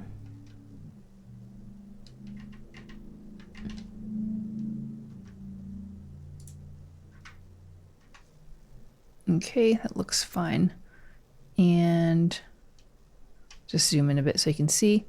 Then we also want to center it and then add some padding on top. So this is just in the straight up footer styles. Let's go back outside of our media query. And I guess I'll delete that because we don't need it. So footer. And we'll say text align center. And then we obviously need to add padding. Looks like it's not centered to the text above it. What's going on here?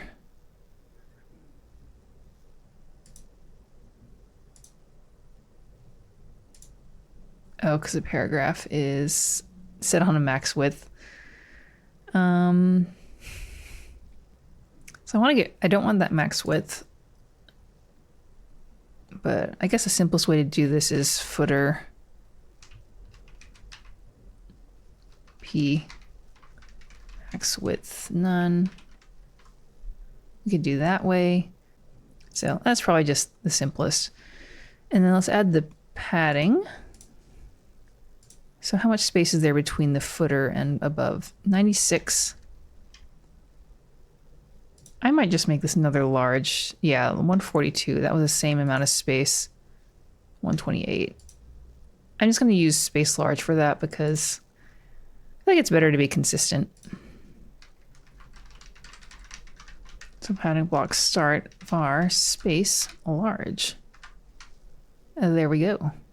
And then we can get rid of the extra margin bottom that we'd added.